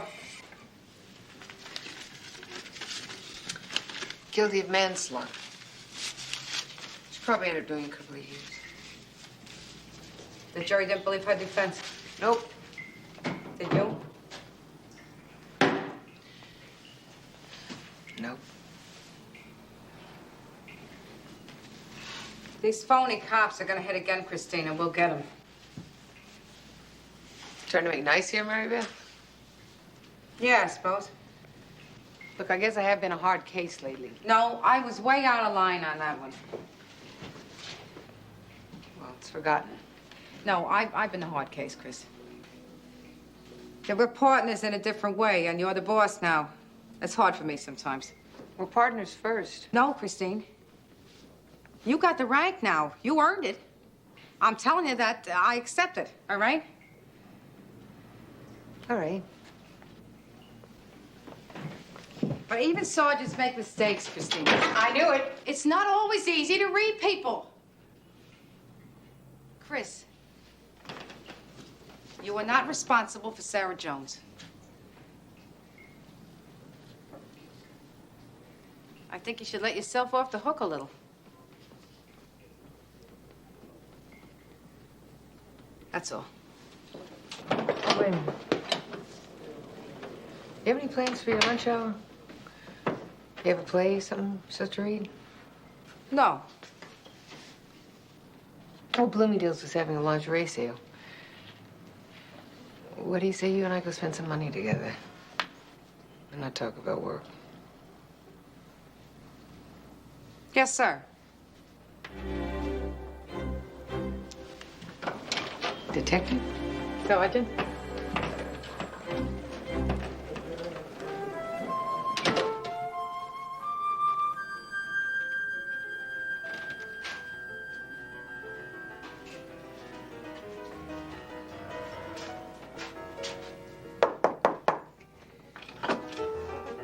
Hi. My stereo turned up too loud? Look, I'm sorry about last night. So am I. Tony, I said I was sorry. I had a lot on my mind. So did I. Yeah.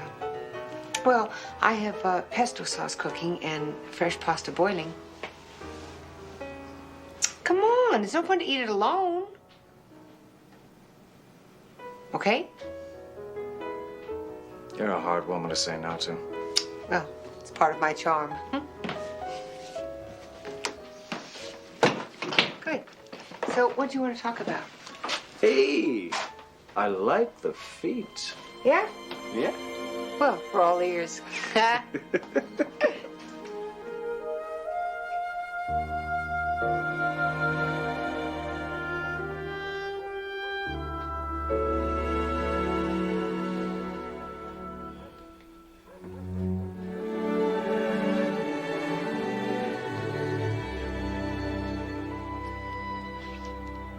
You like my new nightie?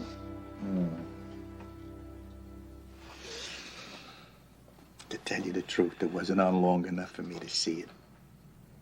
You liked it. Want to know what turned me on? What? Sleeping with a co-ed again.